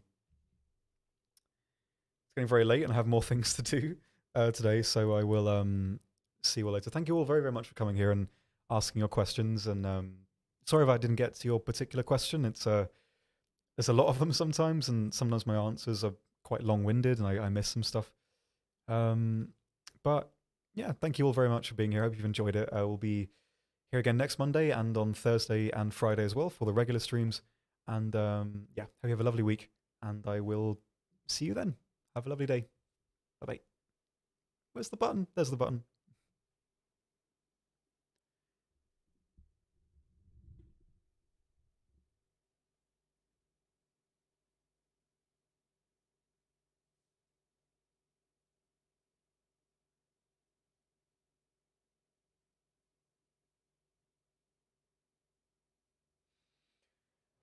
Oh, my knees are gone.